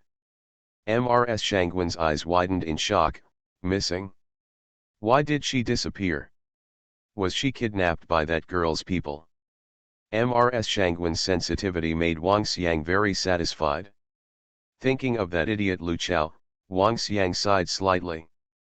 Probably, Lu Chao said that no one in his mansion saw Du Bin go out, so he was kidnapped in his mansion. Du Bin can be considered a first-class master. That girl can steal people away from the house quietly. It's not easy. Du Bin was kidnapped. Do you know where he was kidnapped? Someone has to get rid of Du Bin quickly. Wang Xiang's eyes lit up, yes, getting rid of Du Bin is a good idea. The troublesome thing is that we don't know where Du Bin is being held, Wang Xiang said sadly. Mrs. Shangguan looked at the worried Wang Xiang, thought for a while, and said with relief, Du Bin followed Lu Chao, and has been hanging around in the top power scene of the capital for many years, and has done many shady things for Lu Chao. Du Bin knew very well that what Lu Chao had done, whether he said it or not, would lead to death. Had he committed suicide, he would still have gained a reputation as a loyal protector of the Lord. Prime Minister Wang looked at Mrs. Shangguan and asked, so, Du Bin won't betray Lu Chao? Mrs. Shangguan said, if I were Lu Chao, I would only seek death and not talk much. Wang Xiang held his chin, pondered for a moment, and said, Menbei, what you said is only a possibility. It concerns the lives of the entire clan, and we cannot take it lightly. We must think of every possibility and prepare for the worst. Mrs. Shangguan nodded, the Prime Minister is very worried, but I am too optimistic. What do you plan to do? Wang Xiang thought for a while and said, once what we have done is exposed, it will be the death penalty of genocide. Our family cannot be cut off. Houge is currently on sick leave, so he asked Houge to immediately take his 5th brother, 6th brother and 7th brother to leave Beijing and flee to Dazhu. From then on, he will live incognito and leave a legacy for our family. The 5th brother, Wang Paishan, is the son of Wang Houge, the 6th brother, Wang Page and the 7th brother, Wang Pihang, are the sons of Wang Hao Hua. On important matters, Mrs. Shangguan always listens to the king's arrangements. Okay, I'll go and pack Zhe's baggage. Wang Xiang nodded, go ahead, I'll talk to Houge. Have someone call Lao Wu, Lao Lu and Lao Qi back from the school. Mrs. Shangguan looked up at the hourglass and said, no, that girl reacted very quickly. Her maid died last night, and she was able to kidnap Du Bin at night. You can imagine how well informed she was. Our mansion must be surrounded by her spies. In the past 2 days, as usual, we must not do any abnormal behavior to avoid arousing her suspicion. It is already the end of the afternoon, and in half an hour, the boys will be leaving school. Wait until the children come back and tell them. The king nodded and warned, "Okay, listen to my wife. I'll go talk to Houch. Go and pack their bags quickly. When you go out to escape, don't take brocade clothes with you. Prepare more fine cloth clothes for them." Mrs. Shangguan went to pack the children and grandchildren's luggage herself without using any help.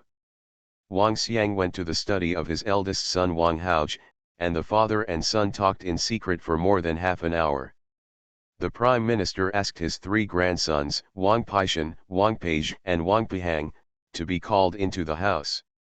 Half an hour later, Wang Haoch and others went to Mrs. Shangguan's Anfu Hall.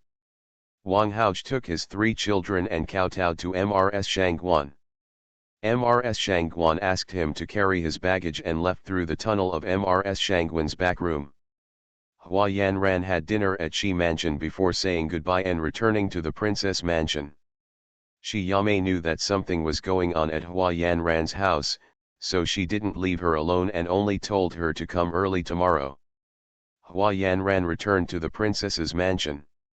As soon as she entered the mansion, King Zhe came over and said, "Princess, the prince is here. He is in the living room now, and Sui Er is with him." Hua Yanran nodded and walked to the living room. Sui Er saw Hua Yanran coming in and hurriedly stood up to greet her. "Princess, Prince, you guys are talking, I'm leaving."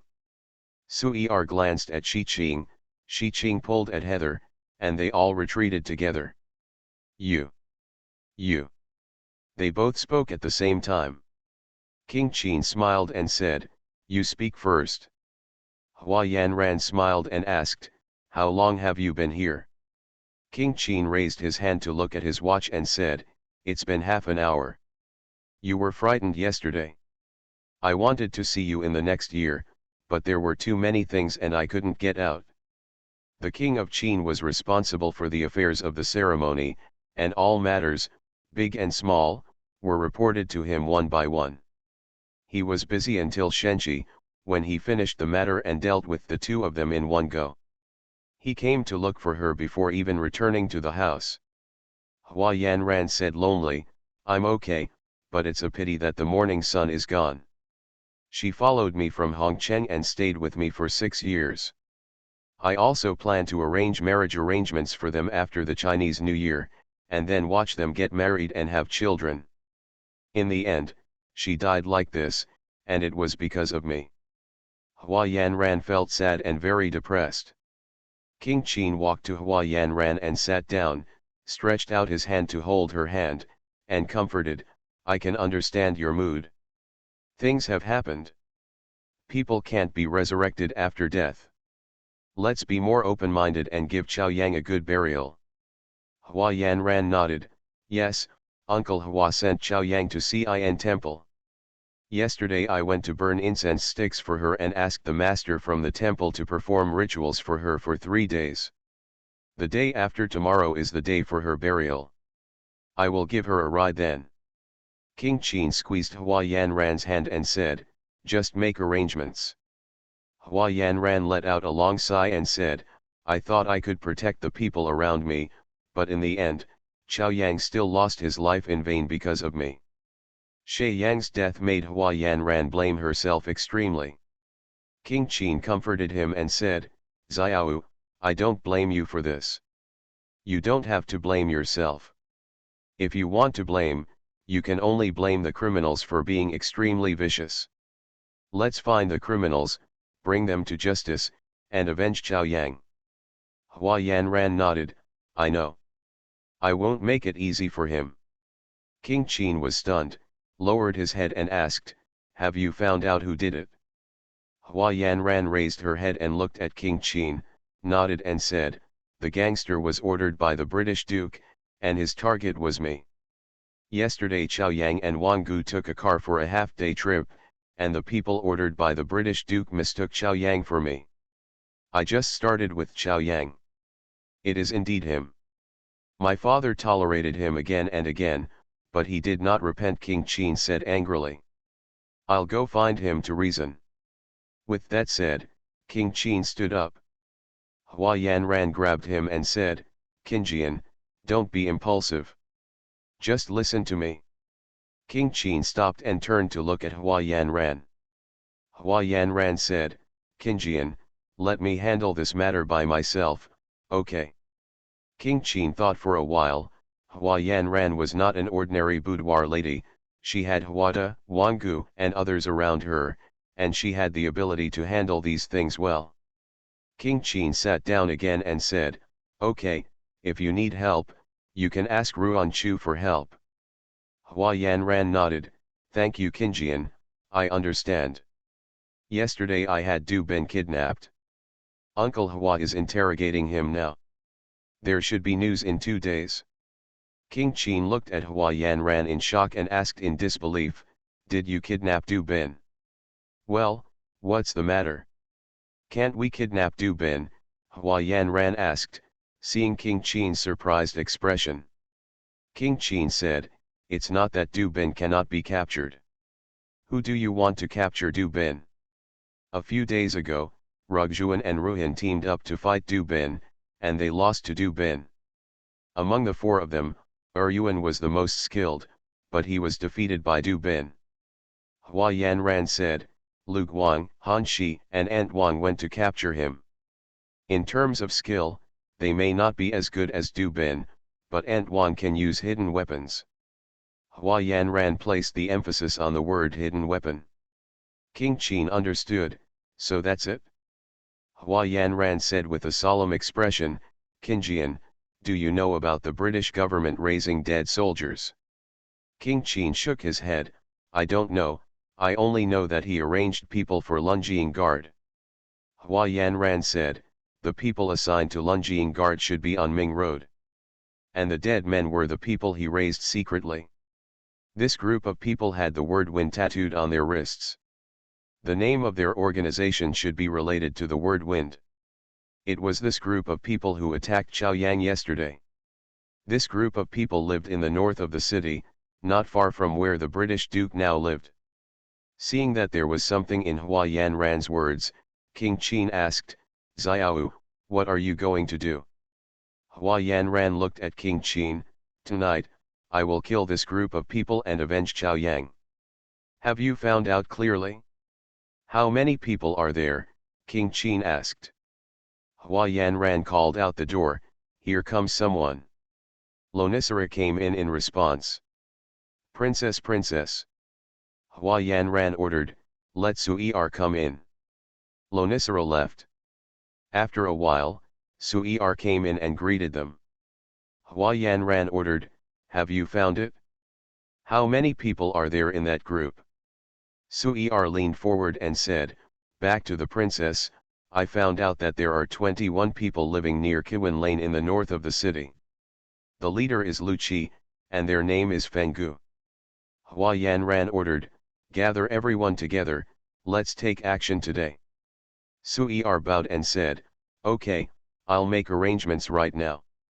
After Sui'er exited, King Qin asked, Xiao, there are many people on the other side, do you have enough manpower? Otherwise, I will ask Yuan to bring some people over. Hua Yanran shook her head and said, no, you are a person who does big things, and your people should be used openly. Don't get involved in these conspiracies. In Hua Yanran's view, the king of Qin should act openly and above board, even if he uses strategy, he should also use conspiracy. King Qin said, it doesn't matter, a real man doesn't stick to trivial matters. As long as the method is effective to deal with the bad guys. Hua Yanran shook her head, no, your status is noble. I have enough people, so listen to me on this matter. By the way, I learned from the conversation between Duke Ying and Du Bin that yesterday, King Qi was planning to attack you, but for some reason he cancelled the plan. King Qi, you need to be more careful in the future. King Qi nodded. King Qi is annoyed with me, I know that. First of all, he was annoyed that my father and the emperor favored me. When I returned to the clan before I recognized my ancestor, he was the eldest son of the emperor. After I came back, I took away his status as the eldest son of the emperor. Furthermore, he suspected that it was me who handed over the information about the river repairs that his father asked him to investigate, so he harbored a grudge against me. Of course, what displeases him the most is that his throne is being threatened. So, he was looking for an opportunity to get rid of me. Hua Yanran sighed, the royal family has no family ties. King Qin smiled bitterly and said, yes, the royal family has no family ties. The king of Qi and I have not spoken to each other since we were children. He doesn't like me, which is normal. The wise king grew up with me. When I disobeyed him, he also regarded me as an enemy. Hua Yanran looked down on the Xianwang the most and said mockingly, people like the Xianwang are too shrewd. They only have interests in their eyes and cannot achieve great things. End of this chapter. The Rebirth of Space, the lucky girl from a farm family. Author, he would fire every. Chapter 357. Chapter 357 Decision. The king of Qin twitched his lips. The little girl was very accurate in judging people, and the wise king had been shrewd since he was a child. From an early age, a wise king will be able to observe people's words and emotions, steer the ship according to the wind, and seek advantages and avoid disadvantages. I remember one time, he accompanied the Xianwang to see the emperor. In front of his father, the Xianwang expressed his love for him vividly and expressed his gratitude to his father for allowing him to be his companion, so that he could have a good teacher and a helpful friend. On the same day, they came out of Qianqing Palace and went to Yongning Palace to pay their respects to concubine De. They happened to meet Mrs. Yang, who was also in Yongning Palace. The wise king treated him as if he were a different person. The disgust on his face and the disgust in his eyes were still fresh in his memory to this day. The changes before and after the wise king gave him a practical understanding that turning a page is like turning a book. How old was the wise king at that time? Not even 8 years old. For this reason, he was depressed for many days, so much so that he did not prepare a birthday gift for the wise king on his 8th birthday. As a result, the wise king was very upset with him because of the birthday ceremony. Qinjian, what are you thinking about? Hua Yanran asked when she saw King Qin was lost in thought. King Qin came back to his senses, smiled and said, nothing, I just remembered something small. I will go to Kiwan Lane later, will you go? Hua Yanran raised her head and looked at King Qin. She wanted to nod, but when she saw the worry in King Qin's eyes, she changed her words and said, Sui Er and Lu Guang are going, but I won't go. Don't worry. King Qin felt relieved when he heard Hua Yanran say that he would not go. You really don't need me to send people? These people killed people at the celebration, and I have the authority to dispatch people from the Lin army to arrest them. Hua Yanran shook her head and said angrily, there is no direct evidence to beat them to death. If they are captured, they have to be released. I will kill them directly to avenge Chao Yang and cut off the British Duke's claws. King Qin knew that Hua Yanran was holding fire in her heart. After thinking about it, he nodded and said, okay, I'll stay with you tonight. No, you didn't sleep last night, right? You must sleep tonight. Tomorrow is a good day for Mr. Yes wedding, and you still have a lot to do. It's getting late, so go back home early. Hua Yanran didn't want King Qin to interfere, so she urged him to leave. Hua Yanran pushed King Qin away as she spoke. King Qin said as he walked, if I'm sleepy, I can just fall down and sleep. You won't be able to sleep well like that. Sui Er and the others are very experienced and won't make mistakes. Don't worry, you can go back and rest. There is no chance that the emperor will come to such an occasion tomorrow, and you will have to stay with him. If you accompany the emperor, dozing off is disrespectful. King Qin was thinking about what his father told him that he would visit Duke Chinquo's mansion tomorrow. He was really afraid that he fell asleep while riding with him. He had been busy all night yesterday and could not stay up any longer today. Okay, I'll go back and rest, and you promise me not to go to the north of the city at night, King Qin warned again. Hua Yanran nodded and promised, I won't go, I really won't go. Hua Yanran sent King Qin out of the princess mansion. When King Qin got into the car, he worried and warned again, Xiao, you promised me not to go. Hua Yanran repeatedly promised, don't worry, I won't go. King Qin looked at Aunt Wang on the side and said, you heard it, please don't let your princess go to the action at night. Wang Gu bowed and responded, Your Majesty, please don't worry, I've written it down. King Qin looked at Hua Yanran and asked, when will you go to the Chinquo Palace tomorrow? Can you come here early? I'll wait for you at the Chinquo Palace. It's too late, Yamei said, I am a relative of the woman and I have to come with the procession of sending her bride. Okay. I understand. By the way, I don't have to go to court tomorrow. Let King Yu come over early in the morning and tell me the results tonight. Hua Yanran nodded, okay. Then I'm going back. Hua Yanran saw King Qin dilly-dallying, so she stepped forward and lifted the curtain for King Qin, let's see you tomorrow. King Qin smiled bitterly and said, are you so anxious to drive me away? Hua Yanran coaxed, if you don't get a good rest, I'll be worried. I'll go back and have a rest and have a good sleep. King Qin pursed his lips and said, okay, then I'll go back first. After seeing King Qin off, Hua Yanran walked back with Aunt Wang. Hua Yanran asked, are you all ready? Seeing Hua Yanran's expression, Wang Gu knew that her master wanted to change her mind again, so she replied, ready, didn't the princess promise the prince not to go?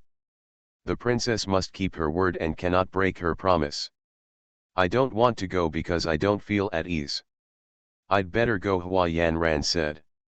Wang Gu said calmly, then I will tell King Qin tomorrow that the princess did not keep her promise and went anyway. Hua Yanran glared at Aunt Wang, why are you doing this? I am the head of your family. Wang Qin smiled and said, I told the truth, and I didn't tell any lies. Okay, I'm afraid of you, okay. Do you still have the sweat medicine I gave you last time? Wang Qin shook his head, no, last time Han Shi, Ruan Wu and others went hunting and wanted to test the power of the medicine, so I gave it to Han Shi. Hua Yanran looked at Wang Qin speechlessly, and asked after a while, they took the Mongolian sweat medicine to hunt. Wang Qin didn't dare to look at Hua Yanran, lowered her head and continued walking forward, it's not like the princess doesn't know about Han Shi. He has a childlike innocence and is extremely curious about everything. He has been coveting the princess's Mongolian sweat medicine for a long time. He didn't dare to ask for it from the princess, and he didn't know who told him that I had the Mongolian sweat medicine here, so he kept pestering me day by day. I couldn't stand it, so I had to give it to him. Hua Yanran said, how dare they eat the prey that was knocked down with sweat medicine? Wang Qin replied, how can they dare to eat it? They come back and say that the medicine is good medicine, but they dare not eat it after hunting. It is too wasteful. Hua Yanran said angrily, he still knows how to waste. Come with me and get some medicine and silver needles, just in case. Yes. Wang Qin went with Hua Yanran to Fuan Garden to get medicine. Wang Qin just took the medicine and went out, and bumped into Lonicera hurriedly entering the door, knocking Wang Qin back. Hua Yanran turned to look at Lonicera and asked, what's wrong? What happened? Why are you in such a panic? Landong bowed his knees apologetically towards Wang Qin, and then replied, Princess, second young master Li wants to see you. Hua Yanran raised her hand and looked at the time. At the end of the day, Li Tao came to visit at this hour. There must be urgent matters, and the urgent matter now concerns Feng Guangshen's family. Thinking of this, Hua Yanran immediately stepped out and asked as she walked, "Where is the person? Where is he?" In the living room, Lian Dong followed him out. Hua Yanran turned to Wang Qin and said, "Aunt Wang, let Qingyu go and chase the prince back." Wang Qin got the order and hurried to find Qingyu. Hua Yanran went to the living room. After entering and greeting each other, Hua Yanran asked, "Why are you here? What happened to the maid in your house?" Li Tao asked at the same time.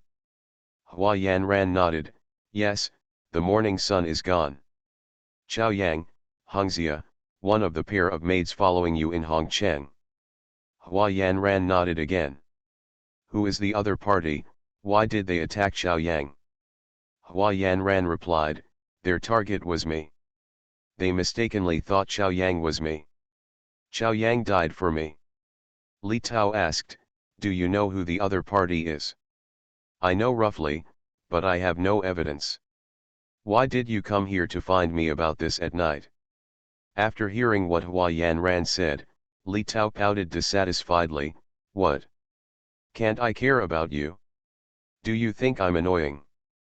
"That's it, thank you for your concern. From the look of you, you don't look like someone who has made a special trip to express your concern. Tell me, is there anything else?" Li Tao smiled and said, "I really can't hide anything from you. I went to the Prince of Qin's mansion to find the prince, and he said that he was still in the Yamen. I went to the Ministry of Punishment and was told that the prince had left. Ask someone to inquire and find out that the prince is here. I chased him, but it turned out that the prince had left. I came in to ask for a drink of tea and a casual care, and then went to chase the prince."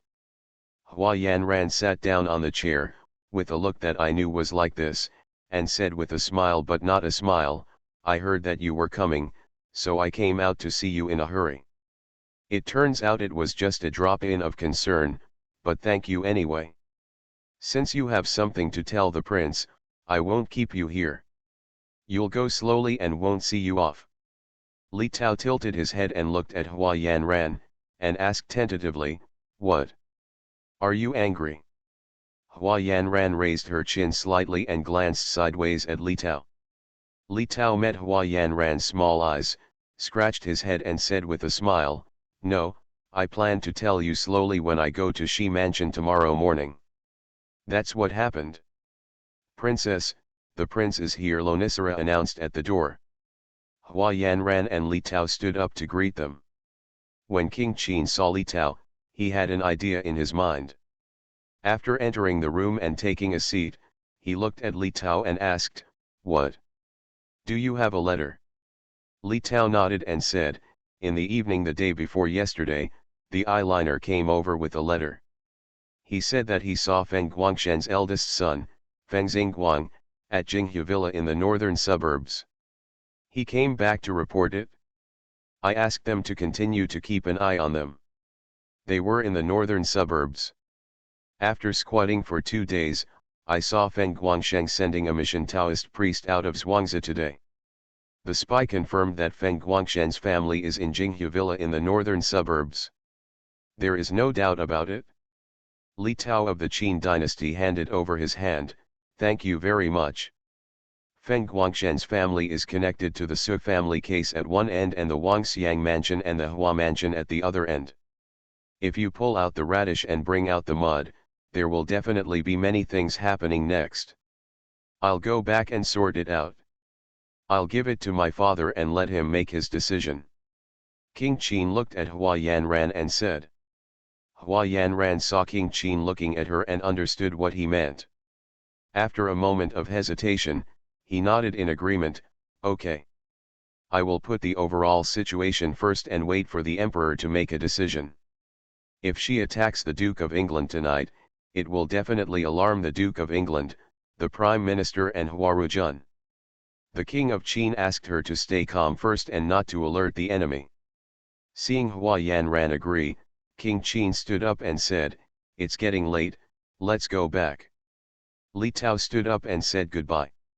After seeing off King Qin and Li Tao, Hua Yanran said to Wang Gu and Sui Er, let everyone go and have a rest. Tonight's action is cancelled. After the morning court was dismissed on the second day, the emperor drove to the Qingqiu Duke's mansion to congratulate him. The Duke Qingqiu's mansion received a letter 2 days ago. The emperor will come to the mansion today to express his congratulations. The mansion made arrangements for the reception 2 days ago. After receiving the message from the chamberlain, the Duke of Qingqiu's mansion hurriedly made arrangements for the reception. King Qin led everyone in the Duke of Qingqiu's mansion to welcome him outside the gate early. After the emperor arrived, he was welcomed into the upper hall. Mrs. Qin, Ye Cheng, and everyone in the Ye family bowed to the emperor. The emperor spoke first and said, today is a happy day for the family. Old Madam, Ye Iking, you don't have to be formal. You can all go down to entertain the guests. Just let Qinjian stay with me. Mrs. Qin and Ye Cheng retreated. The emperor looked at Eunuch Gao and waved his hand towards Eunuch Gao. Eunuch Gao decided to come over and bring out the palace maid. The emperor asked, is that girl Yan Ran okay? Has she come to the palace? King Qin leaned forward and said, when I returned to my father, Yan Ran was fine. The person who died was an eldest maid beside her. She felt a little guilty and blamed herself. The emperor nodded and said, then the maid has been following Yan Ran for a few days, right? We are not grass and trees, and it is normal to be sad. Have you found out who did it? Yes, after some time, Yan Ran will feel better. Yan Ran said that it was the British public who did it, but there is insufficient evidence. The emperor nodded with satisfaction. The people around her are quite efficient in their work. They were able to find out the person in a short time. What are Yan Ran's plans? King Qin said bluntly, she wanted to deal with those dead soldiers and avenge the maid. The emperor sipped his tea and said, it's a pity to deal with it. I will leave this matter to you later and send it to the mines to do coolies. King Qin bowed and said, thank you, father. I understand. By the way, father, there has been progress in the matter between the young lady of Sunan Yinlu and the great scholar Wang Haoj and Wang. The emperor looked at King Qin and motioned for him to continue. The king of Qin stated the whole story to the emperor. After hearing this, the emperor's face became serious. He stood up with a bang and said, follow me back to the palace. The emperor has been waiting for this day for 20 years. Because his eldest son was living abroad, he did not dare to act rashly. Now that he has a clue, he will no longer let anyone with ulterior motives get away with it. King Qin understood that his father had made a decision in his heart and would take drastic action next. His father was worried about his safety and was worried about leaving him outside. The king of Qin bowed his head and said, my son, I obey the order. People from Qingqiu Palace learned that the emperor was returning to the palace, and they hurried over to see him off. The front yard of Duke Qingqiu's mansion is wide. At this time, the wide yard is full of people kneeling. The emperor looked at the people who were kneeling all over the place and said, today is a great day for the Qingqiu Palace. It is a good day for Ming Hao's wedding. I wish Ming Hao and the third wife of the Shi family a happy marriage for 100 years. I leave you here. Come down, everyone is restrained, I will drive back to the palace. The old lady does not need to see me off, just let Qinjian see me off. Everybody gives thanks. The emperor went up to Longchu, and King Qin followed him on horseback. The emperor ordered Eunuch Gao, let Fan Wei, Kong Beizao, Ruan Jinsong, and Zhang Qingyun come to see me. Eunuch Gao leaned forward to receive the order, turned around and ordered to go down. The servants around him left the team one by one and ran to various places. The emperor returned to the palace, and Fan Tong, the imperial guard, took the lead to the Qianqing palace. The emperor ordered Commander Fan to lead his men to capture everyone in Wangxiangfu, Shangguanfu, Huafu, Huarujun's residence on Bayakangman Back Street, and Lu Chao's residence on Kiwan Street in the north of the city, and send them to the Sky Prison one by one. Commander Fan took the order and exited the Imperial study. King Qin hurriedly reminded, Commander Fan, the assassin who assassinated the maid of the princess's mansion yesterday is near Kiwan Lane. Let the people from the princess's mansion lead the way for you. Fan Wei bowed to the king of Qin and said, Thank you very much, King Qin, for your advice. End of this chapter. The Rebirth of Space, the lucky girl from a farm family. Author, he would fire every. Chapter 358. Chapter 358, Dragon and Phoenix present auspiciousness. At the Huangji Noodle House in Mao Lane in the north of the city, Huarujun and his entourage Mingrui sat under the window facing the street and ate noodles. As soon as Mingrui sat down, he turned to look out the window and saw two groups of Imperial guards heading to Kiwan Lane. He hurriedly whispered to Huarujun, Master, look, the Imperial guards are heading to Kiwan Lane. Huarujun just took a bite of noodles and paused. He quickly raised his head and looked over. His heart couldn't help but sink. He said to Octavia, Let's get out of the city quickly. Octavia nodded, stood up, paid the bill, went out and drove the car to the door. Huarujun went out and got into the car. Octavia raised a whip and drove the car towards the city gate. The shopkeeper behind him shouted loudly, Sir, I'll give you some change. Octavia raised his voice and replied, No need to look for it. Huarujun lifted the curtain and took a look outside, urging, Hurry up. Octavia responded, I understand, little one. Then he raised the whip in his hand and whipped it left and right several times, making the car go much faster than before. Mao Lane is not far from the north gate. After a while, the carriage left the city. Octavia asked, Sir, where are we going? Jinghu Villa. Huarujun shook his head, We can't go to Jinghu Villa. I have a hunch that we have to leave the capital quickly. Octavia hesitated and said, Are you leaving the capital? Otherwise, let's go to the restaurant in front to rest and see what's going on. Huarujun thought for a while, nodded and said, Okay. Octavia nodded and drove to a Sichuan food restaurant. Huarujun got out of the car and said to the shopkeeper, Shopkeeper, do you have any ready-made dishes? We are in a hurry and can't stay long. The shopkeeper said with an apologetic smile, Sir, the roast chicken and braised beef are already made.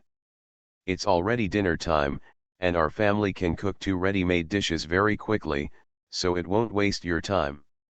Well, the shopkeeper will bring me a roast chicken, 2 pounds of braised beef, a plate of peanuts, 2 hot dishes that will be served quickly, and a large basket of steamed buns. By the way, are there any packed food boxes? Prepare another one as usual. I have a few brothers loading the goods and don't have time to come over for dinner. You have to take them there. Yes, yes, yes, I'll make arrangements right now. Should the guests sit upstairs or downstairs? Huarujun said, I like the quiet upstairs. The shopkeeper asked the waiter to take Huarujun to the private room upstairs. Huarujun asked for a house facing the street and sat under the window to drink tea. After the waiter left, Huarujun dipped his fingers in water and poked the paper on the window open. While drinking water, he paid attention to what was going on outside the house. After a while, Octavia opened the door and came in, followed by the waiter who brought in food. After the waiter left, Mingrui asked, Master, /. Huarujun raised his index finger to signal him to stop talking, then pointed to the opposite seat and asked him to sit down. October Mingrui sat down opposite Huarujun. Huarujun lowered his voice and said, Let's take a look first and then make a decision after eating. Just now at the noodle shop, Huarujun took one bite, but Octavia didn't even have time to take one.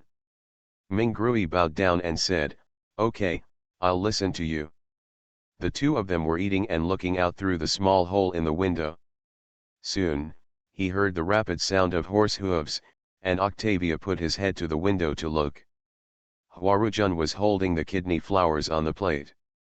His hands paused for a moment, and his hands that continued to hold the vegetables were a little stiff. Mingrui whispered in a low voice, "Sir, the Royal Forest Army is heading towards Jinghu Villa." Huarujun had calmed himself down and said, "Eat, what is supposed to come will always come." Octavia sat back, lowered his head to eat, and said no more. After dinner, Mingrui looked up at Huarujun, "Master, we can't stay in the capital, where should we go next?" "Let's go around to the west of the city, pick up my mother, and then leave," Huarujun said. The two of them came out of the restaurant and walked around to a village in the western suburbs. At the entrance of Zhuangzi, Huarujun got out of the car, looked around to make sure there was nothing abnormal, got back in the car and continued walking inside. Huarujun looked out through the car window warily. Based on his intuition, he felt that Zhuangzi was too quiet today, so he said to Dan Rui, "We are not going in, and we must turn around quickly." Octavia responded, "Yes, I understand." When Octavia turned the front of the car around, he saw a group of forest guards standing at the door, and said in panic, "Master, we can't leave." King Zhu watched the imperial guards Huarujun to Tianlao, and then turned back to the princess mansion. On this day, what caused a sensation in the capital was that in addition to the emperor's personal visit to Qingqiu Duke's mansion to congratulate him, there were also the Royal Forest Army generals who surrounded Wang Xiang's mansion, Shangguan Mansion, Hua Mansion, Qiwen Lane in the north of the city, Dali Temple, and several official officers from the Ministry of Punishment. The family members were taken to jail. The Ministry of Punishments and Dali Temple reviewed the case for more than a month and handed the memorial to the emperor on the morning of the 20th day of the 12th lunar month. After the early dynasty, King Qin went directly to the princess's mansion. Hua Yanran was having breakfast with Mrs. Ping and Mrs. Wang. After receiving the report from the concierge, she stood up and came out to welcome them. Hua Yanran saw King Qin and asked, "Is there any result?" King Qin smiled and nodded, "Yes, Lord Kong handed the fold to my father this morning. Now I'm just waiting to be disappointed. Is there anything to eat? I came over after leaving the court, and I haven't had breakfast yet." Hua Yanran smiled and replied, "Yes, yes, I am having breakfast with my grandmother and the others." Speaking, Hua Yanran brought King Qin to the dining room. After breakfast, Hua Yanran looked at King Qin and asked, "Are the British Duke and the Prime Minister the prince's people?" After King Qin took a sip of tea, he nodded and said, "Yes, the British Duke and the Prime Minister are both followers of King Duan, and they planned the palace coup with King Duan. After the palace coup failed, the British Duke sent his daughter to the palace to keep away from your relationship with Prince Duan. At that time, the king was just a minister in the Ministry of Civil Affairs, and he was extremely hypocritical, so his father did not suspect him. At that time, the only people my father trusted were a few people who were nearby, so he ordered Uncle Hua to investigate the palace incident and my whereabouts. The Prime Minister and the British Duke were worried that Uncle Hua would find out about them, so they harmed Uncle Hua and burned down the Hua mansion. After Uncle Hua's death, the Long Shadow Guards were leaderless, and they pushed Hua Su to take over. There is another conspiracy here. Huarujun's biological mother Yuniang is the legitimate daughter of Shangguan Mansion and the biological niece of Mrs. Shangguan. Her original name was Shangguan Yuxin. Shangguan Yuxin was a member of Prince Duan and was pregnant when the palace changed. It is not clear whether Hua Suzi knew about this. Huarujun is not Hua Su's son, but the posthumous son of Prince Duan. So that's it? The next day, the emperor made a decision, and everyone involved in the palace incident was executed. The Hua family's great revenge was avenged. Years later, the emperor granted marriage to King Qin and Hua Yanran. 6 months later, Hua Yanran married into the prince of Qin's mansion. On the wedding night, After some lovemaking, the green wind on Hua Yanran's hand appeared again. Hua Yanran told the king of Qin about her experience. King Qin got off the ground, put on his clothes, went to the study next door, and took out the red jade ring with phoenix pattern from the secret compartment. Hua Yanran was so shocked that she couldn't speak when she saw the ring on King Qin's hand. She took off Qingfeng and put them together to compare. Unexpectedly, the two rings touched together and started to rotate quickly. Hua Yanran was so surprised that she grabbed King Qin's hand, and King Qin held Hua Yanran in his arms. Watching the two rings merge into one, and finally split into two. Hua Yanran picked it up and took a closer look, and found that the pattern on the ring turned into a dragon and phoenix pattern. Hua Yanran put one of them on King Qin's hand, and the other on her own hand.